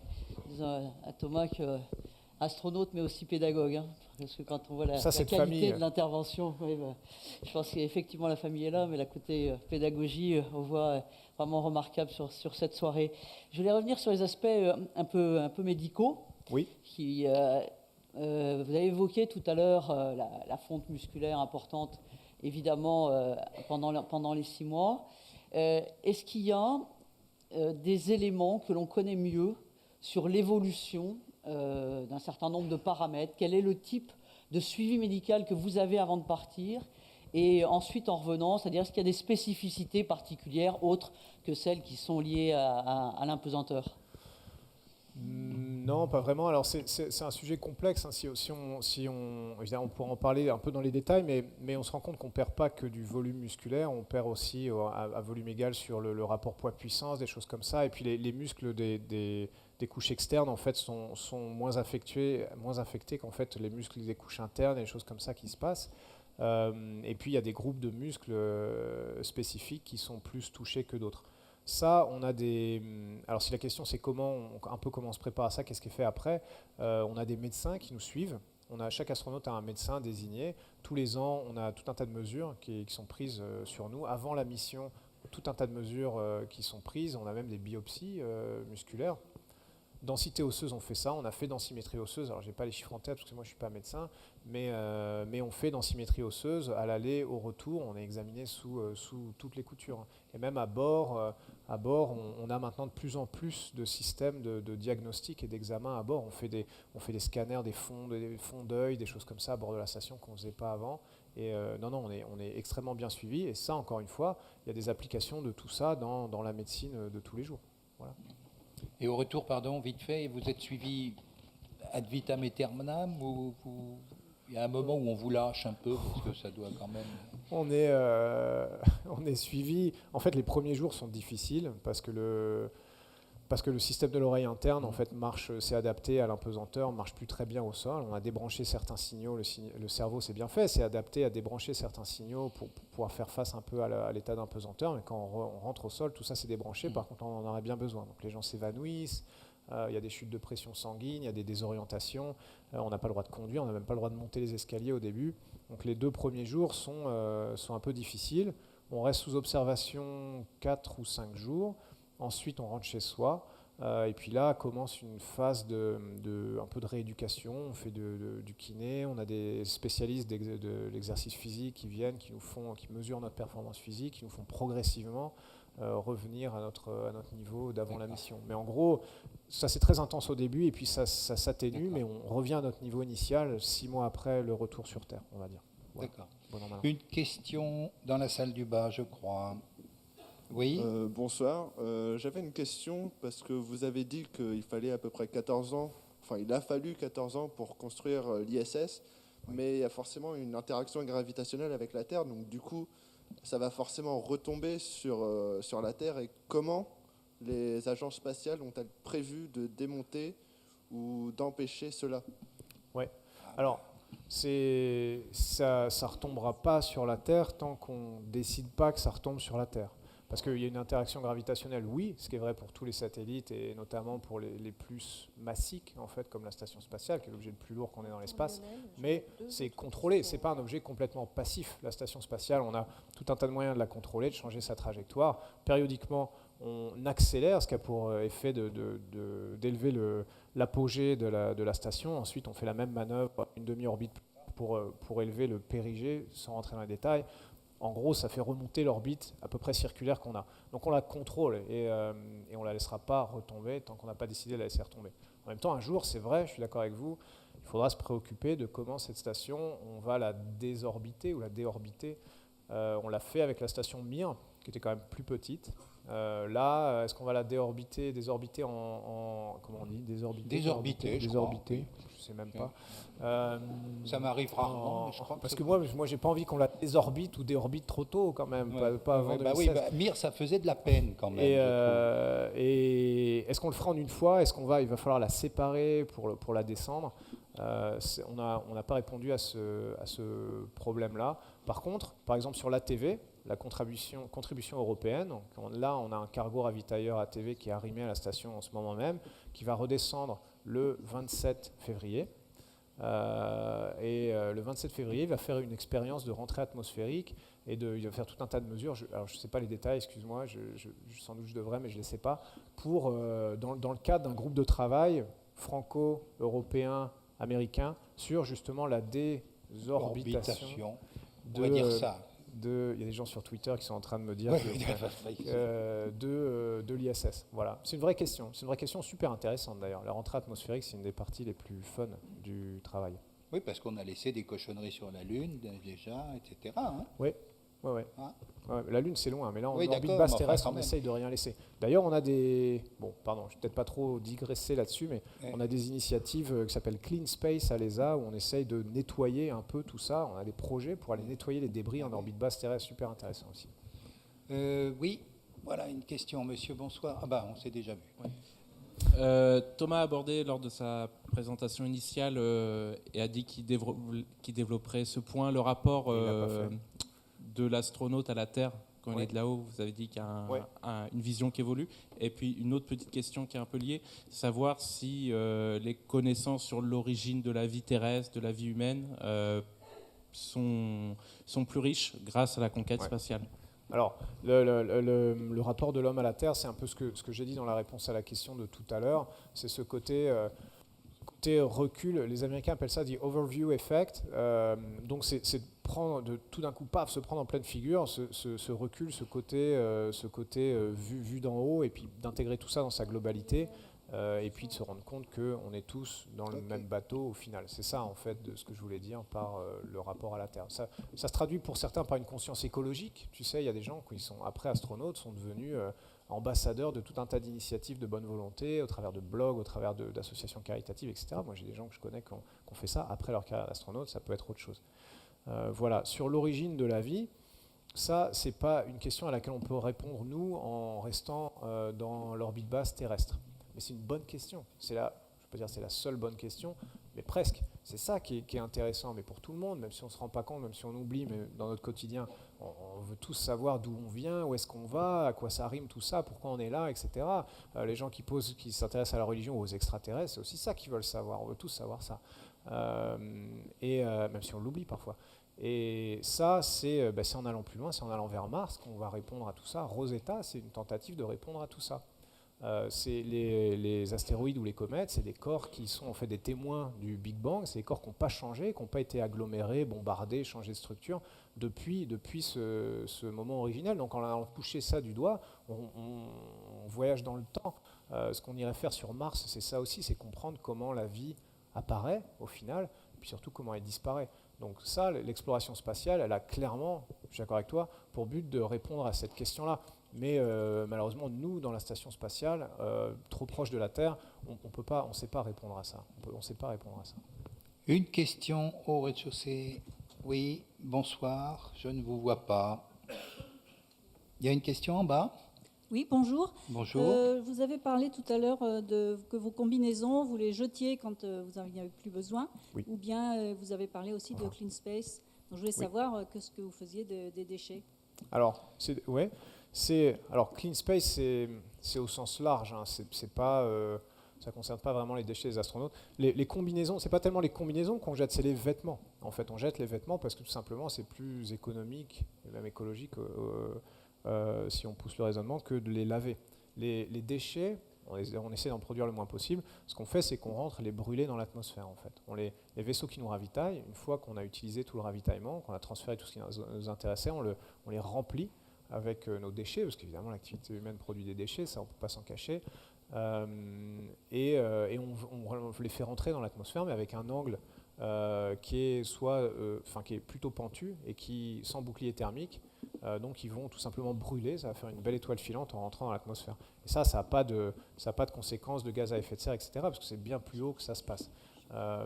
Donc voilà, on fait ça avec nos déchets. Et Clean Space, c'est un peu plus large, c'est pour l'ESA, c'est pas que pour nous, c'est même pas vraiment pour nous, c'est comment faire des missions spatiales sans que ce soit dommageable à l'environnement. Donc c'est vraiment des techniques plus écologiques à tous les niveaux, pour les moteurs spatiaux, la propulsion, les énergies électriques, etc., des normes.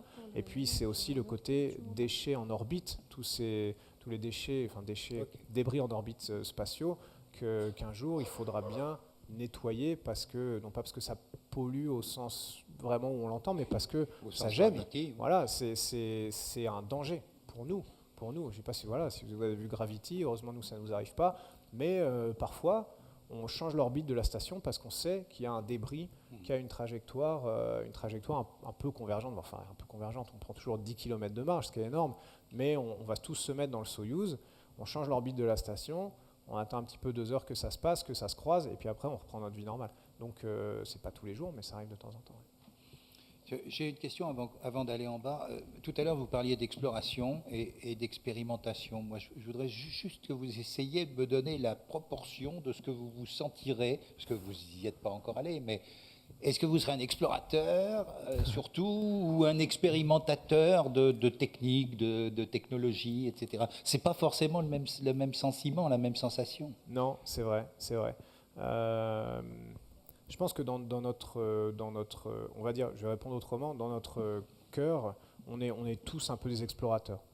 Un peu à 100% quelque part. Ce qu'on a envie, nous, c'est d'aller mettre le pied là où personne l'a jamais mis. C'est ça qui allume la flamme, je pense, chez les astronautes. Je le vois dans mes collègues. C'est sans doute un peu présomptueux, mais de se dire, on aime bien être un peu les explorateurs modernes, dans des territoires vierges. Il n'en reste quand même pas tant que ça. Donc quelque part dans le cœur, on se sent un peu tous explorateurs. Dans la vie de tous les jours, on est plus, 70-30 ou 80-20, on est plus expérimentateurs. Oui, parce que l'orbite basse, c'est pas c'est plus le bout du monde. Non, c'est plus le bout du monde. On apporte notre petite pierre en fait à ce processus qui ira plus loin, mais ce sera peut-être pas nous, ce sera peut-être pas moi, malheureusement.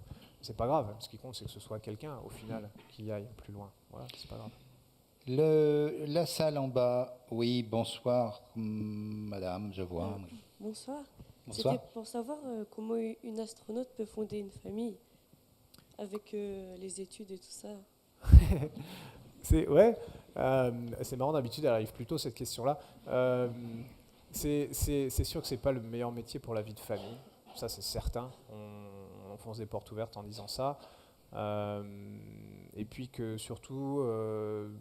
En fait, c'est ce qu'on m'a dit, c'est qu'il faut mieux avoir ses enfants avant.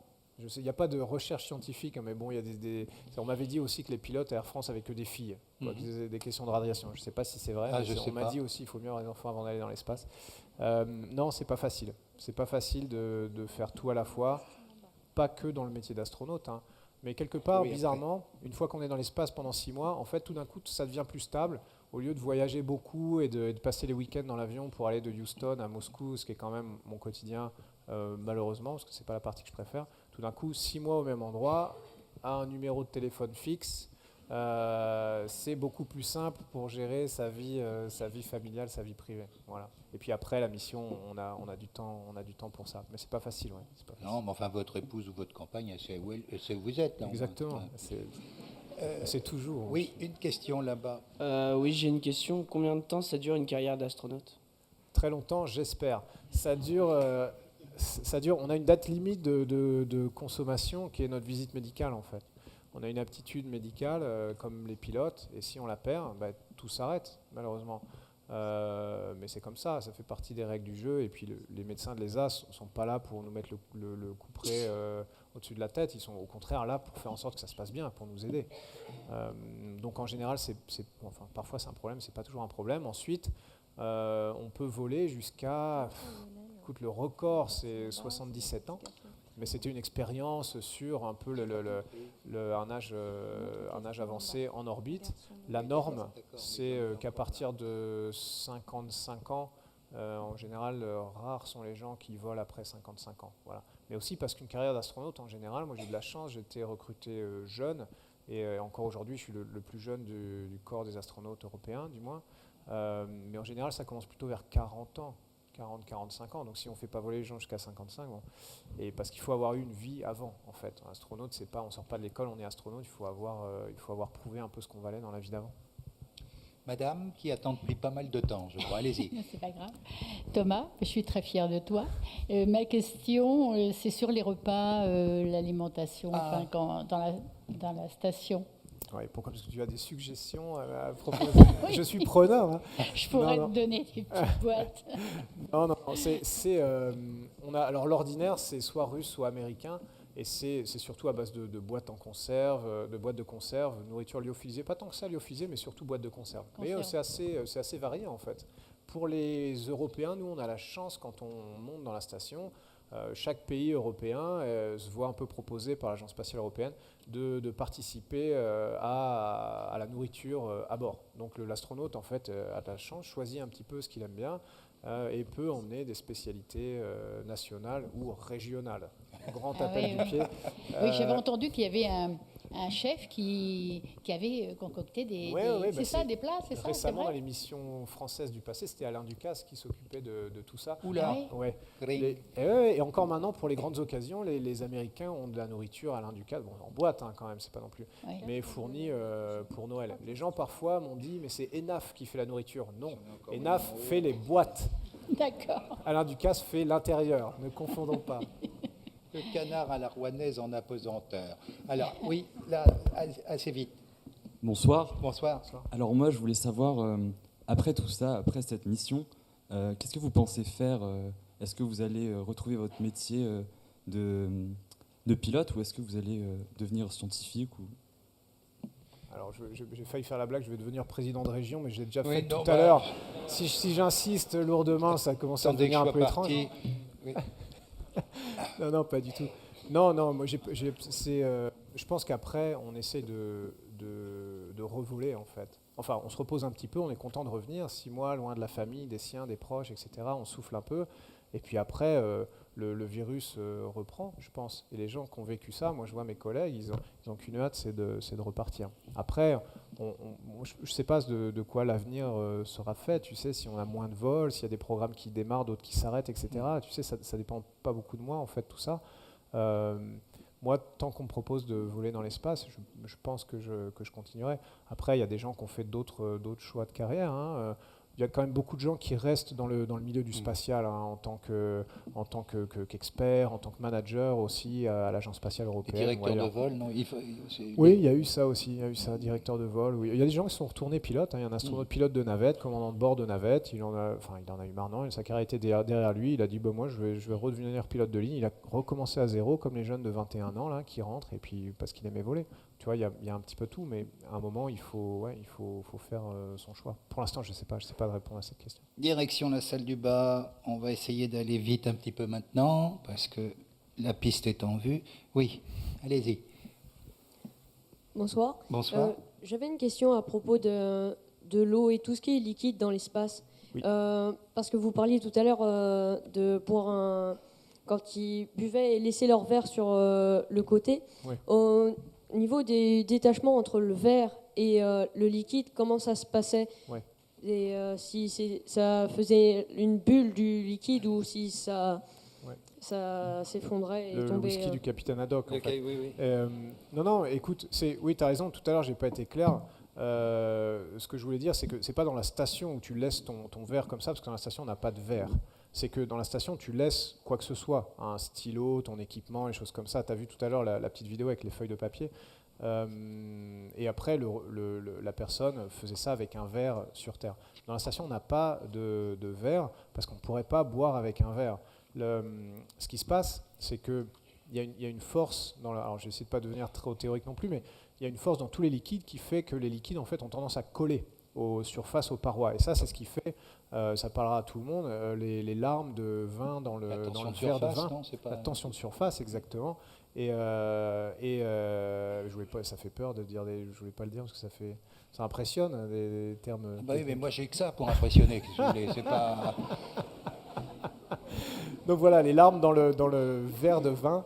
Mais par contre, sur Terre, cette force, elle est complètement archi-minoritaire par rapport à la gravité. C'est-à-dire quand on verse le verre, ça coule. Par contre, nous, dans l'espace, on a une gravité, mais elle ne s'applique pas parce qu'on est en chute permanente, en impesanteur. Donc si jamais on renversait un verre de vin, il ne se passerait rien parce que ça colle au liquide, et ça colle aux parois. Et la force qui fait coller le liquide aux parois est bien plus forte que toutes les autres forces. Donc on pourrait le boire avec une paille, mais c'est pour ça qu'on n'a pas de bouteille dans la station, parce qu'il faudrait avoir une paille qui va jusqu'au fond. Au fur et à mesure qu'on boirait le liquide, en fait, il descendrait dans la bouteille et à la fin, il resterait collé au fond comme ça. Voilà. Encore une question là, oui, bonsoir. Oui, bonsoir. Moi ça me paraît dingue d'avoir une vie quotidienne dans un module si petit, notamment pour l'eau, pour boire, pour faire pipi. Donc comment vous faites pour avoir une vie quotidienne dans ce module? Ouais. On s'habitue à tout en fait, c'est ça qui est beau. Alors pour se laver, on utilise des lingettes pour prendre les choses une par une. On se frotte comme ça le corps avec des lingettes, ça marche très bien. Ça lave aussi bien qu'une douche. Je racontais tout à l'heure, j'ai une collègue en rentrant sur Terre, la première chose qu'il voulait c'était une douche, il s'attendait à avoir l'eau un peu marron, et finalement non, c'était très très propre. Il m'a dit ça, j'étais content, j'étais soulagé un petit peu. Donc on se lave avec des lingettes, on se rase. On se brosse les dents de la manière avec du dentifrice, sauf qu'on l'avale, on ne va pas le cracher. À la fin du brossage, on avale le dentifrice. Des petites subtilités comme ça. On se lave les cheveux avec des serviettes un peu imbibées de shampoing et d'eau. Donc ça se fait bien. Pour tout ce qui est toilette, sans devenir trop visuel, ça se fait par aspiration. Voilà, je vais vous laisser avec ça. Allez voir sur Internet, parce qu'évidemment, il y en a qui vont le faire. Et puis, c'était quoi le reste de la question? C'était la vie de tous les jours. La vie de tous les jours, on s'habitue, on se rend compte il y a des endroits qui marchent mieux pour faire sécher sa serviette, parce que sinon, elle flotte, on se la prend dans la figure, enfin, des trucs un peu bêtes. Mais on s'y habitue. Et puis, ça, on ne s'entraîne pas vraiment à ça. C'est plutôt en discutant avec nos collègues qui redescendent, qui disent, attends, un truc complètement bête, mais auquel je n'étais pas préparé, c'était ça. Par exemple, dormir, je sais que j'ai un collègue, en dormant, la position de repos des bras, en fait, nous sur Terre, on est comme ça parce à cause du poids, mais en dormant, les bras remontent comme ça, parce que l'articulation de repos la position de repos des articulations, c'est à peu près ça. Donc, les gars s'endorment comme ça, puis se réveillent avec des bras comme ça. Et j'ai un collègue qui m'a raconté ça, qui m'a dit la première fois, il s'est réveillé avec 2 mains comme ça près du visage, et il n'avait aucune conscience que c'était les siennes. Il y a des choses comme ça un peu folles qui se passent, mais voilà, pour la vie de tous les jours. J'ai une question en bas. Oui, on va aller vite maintenant. Rebonsoir. Vous avez parlé plusieurs fois que Mars était la destination finale. Mars n'est-elle pas une étape plutôt pour des nouvelles planètes habitables, notamment celles découvertes par les satellites Kepler qui ressemblent à la Terre, par exemple? Ouais. Alors on les aime bien ces planètes-là, et c'est vrai qu'on en découvre de plus en plus tous les jours. Le seul problème, alors Mars, c'est pas la destination finale, tu as raison, je me suis trompé, j'aurais pas dû dire finale, j'aurais dû dire la destination sur laquelle tout le monde est d'accord. Ça veut pas dire qu'on va s'arrêter là, ça veut dire qu'on a tous envie d'y aller. Le seul problème de ces planètes-là, c'est qu'elles sont beaucoup trop loin, beaucoup trop loin pour nous. Mars, on peut imaginer y arriver. Je ne dis pas que c'est facile, hein. Attention, sinon il serait déjà. Mais c'est quelque chose qu'on peut envisager et qu'on se dit, voilà, dans 20 ans. Là, je sais pas. Quand on parle de plusieurs années-lumière ou de centaines d'années-lumière ou de milliers d'années-lumière, là, on en est très très loin. Et je ne dis pas que ça ne se fera jamais, mais là, il va falloir d'autres technologies qui n'existent pas du tout, dont on n'a aucune idée. Et là, on parle en centaines d'années. Voilà. C'est pas l'exploration spatiale, ça s'arrêtera jamais. Voilà, parfois ça a plus d'enthousiasme que d'autres, mais ça s'arrête jamais, puis ça s'arrêtera jamais maintenant que c'est commencé. Après, c'est une aventure au très très long cours, hein, mais la Terre, tu regardes, c'est pareil, ça fait des milliers d'années, des centaines de milliers d'années qu'on y est, et puis on n'a pas. Oui, au balcon, si je puis dire. Oui, bonsoir. Oui, vous avez parlé donc de votre centre de formation en Allemagne, je crois que vous avez parlé de Cologne. Oui. Quand vous êtes en Russie, vous vous entraînez dans quel endroit? Baïkono peut-être? Et puis aux États-Unis, vous allez dans quelle ville? Parce qu'en France, vous n'avez pas de centre de formation. Non. En France, anciennement, dans le passé, les astronautes, c'est les astronautes nationaux. Donc chaque pays était responsable. Nous, on avait des astronautes français au CNES. Les Allemands étaient ailleurs, les Italiens étaient ailleurs. Maintenant, on s'est mis tous ensemble. Et puis, il se trouve que le centre des astronautes est à Cologne, en Allemagne. En Russie, c'est pas Baïkonour. Baïkonour, c'est au Kazakhstan, c'est plus au sud. Baïkonour, c'est juste pour les lancements et le retour sur Terre. C'est la base de lancement, la base d'entraînement. C'est la Cité des Étoiles, que tout le monde connaît au moins de nom. Et par contre, connaît beaucoup moins bien géographiquement. C'est une 40aine de kilomètres au nord-est de Moscou. Voilà. Et à Houston, au Texas, au Johnson Space Center de la NASA. Une question en bas, on va essayer d'aller vite là, parce que je suis tenu. Allez-y, monsieur. Oui, bonsoir. Bonsoir. Qu'en est-il de la dose de radiation due aux rayons cosmiques pendant un vol? Bonne question. Merci, monsieur. La dose de radiation, elle est environ, pour faire court, c'est 100 millisieverts. C'est 100 fois supérieur à la dose, 100 fois supérieur, on va dire, à la dose normale d'une personne sur Terre qui reçoit de 1 à 3 millisieverts en fonction d'où ils habitent. Voilà. Un pilote de ligne, c'est 10 millisieverts par an, et les astronautes, c'est 100 millisieverts en 6 mois. Donc c'est 10 ans de pilote de ligne ou 100 ans de personnes normales. On est loin de niveaux de type Tchernobyl, sans avoir des choses qui fâchent. On en est loin, mais c'est quand même assez élevé. Donc on ne peut pas faire 12 missions de 6 mois dans l'espace, ça ne marcherait pas. Voilà. On va être limité à un moment en temps. Voilà, je crois que j'ai encore une question, et puis ça va être pour la route retour. J'ai une question. Quelle est la température dans l'espace? Alors, la température, on va finir sur un truc bien physique, là, comme ça tout le monde va être assommé. La température, c'est de l'agitation thermique, en fait. C'est ça, la température. C'est l'agitation thermique de molécules. Dans l'espace, on n'a pas d'atmosphère, donc on n'a rien qui s'agite quelque part. Donc on parle en température de surface. Il n'y a pas de conduction, il n'y a pas de convection, il n'y a que du rayonnement en termes de transport de chaleur. Voilà. Tout le monde est bien endormi. Température de surface, en gros, si j'expose ma combinaison spatiale blanche au soleil, la surface va monter à plus 150 degrés. Si je la mets à l'ombre, pendant le temps que l'équilibre se fasse, elle va descendre à moins 100 degrés. Voilà, c'est ça les contraintes thermiques. Dernière question. Pas facile de bronzer les gamins, hein, c'est pas. Non, il faut, une dernière question au rez-de-chaussée. Voilà. Oui, Monsieur Pesquet, on ne peut que vous remercier pour l'enthousiasme que vous pouvez communiquer. C'est quelque chose qui me tient beaucoup à cœur. Je suis de l'Aéroclub de France et on déplore beaucoup qu'il n'y ait pas plus auprès des agences, des médias, un poids médiatique plus élevé. Vous-même qui êtes au sein des saints, est-ce que vous n'avez pas une possibilité de faire passer ce message ? La Terre est tellement belle vue de l'espace. Tous ceux qui, parmi d'entre vous, y sont allés, sont venus émerveillés. Je pense aussi que pour les jeunes, s'ils avaient conscience de ça, pour leur futur, pour la stabilité de notre planète, ce serait quelque chose d'extrêmement intéressant. Mais je pense qu'il y a un gros effort à faire du point de vue communication. Où elle a investi du chargé de mission. Chargé de mission. Mais monsieur, je vous félicite et je vous en veux un petit peu parce que vous venez de me piquer ma conclusion. Non, mais c'est vrai, tout ce que vous avez dit, c'est vrai. Et puis c'est pour ça que je viens aujourd'hui, encore une fois, pas pour parler de moi et pour vous dire, regardez, c'est super cool ce que je fais, c'est vraiment formidable. C'est pas ça, c'est pour dire, ça concerne un peu tout le monde, et puis on peut le toucher du doigt, c'est important, c'est des choses qui vous appartiennent à tous. C'est pas des choses qui m'appartiennent à moi, c'est pas mon petit plaisir égoïste d'aller dans l'espace et puis je suis content et puis ensuite je vais écrire un livre et puis je vais le lire tout seul. C'est pas ça. On le fait vraiment un peu pour tout le monde. Et puis tout le monde a un peu sa place là-dedans. On a parlé de campus des métiers, on a parlé de vocations scientifiques et techniques. Et ça c'était bien parce qu'on a beaucoup de place là-dedans pour les jeunes en Haute-Normandie. Et il y a des métiers pour tout le monde dans tous les domaines de l'aéronautique et du spatial. Donc moi je vous attends dans ces métiers-là, les jeunes. Bien. Au passage, comme ça, je vais vous parler d'alcool. Ça sera le jeudi 19 février. Nous recevrons quelqu'un. Je vois pas le rapport, parce que sauf le whisky du capitaine Haddock. Et puis, je pense que le président de notre région avait un petit mot à dire, je pense. Oui, mais alors vraiment très bref. Bonsoir à toutes et à tous. Je veux juste simplement d'abord remercier Science Action pour toute l'organisation des conférences, cher Dominique, et puis toutes les équipes de Sciences Action, parce que la culture scientifique et technique, il faut la défendre, il faut la valoriser. C'est très, très, très important, mais Thomas l'a dit bien mieux que moi.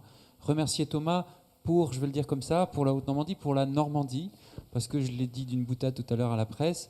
Moi, j'adore la Normandie, mais quand j'en parle à des personnes étrangères, on me dit la Normandie, c'est formidable, c'est les pommes, le débarquement, c'est Jeanne d'Arc. Bon. La Normandie d'hier, c'était Jeanne d'Arc. La Normandie d'aujourd'hui, c'est Thomas Pesquet. Voilà. Merci à Thomas Pesquet. Merci. Merci. Merci. Merci. Ah oui, super. Non, mais c'était génial. Merci. Merci. Merci. Plaisir.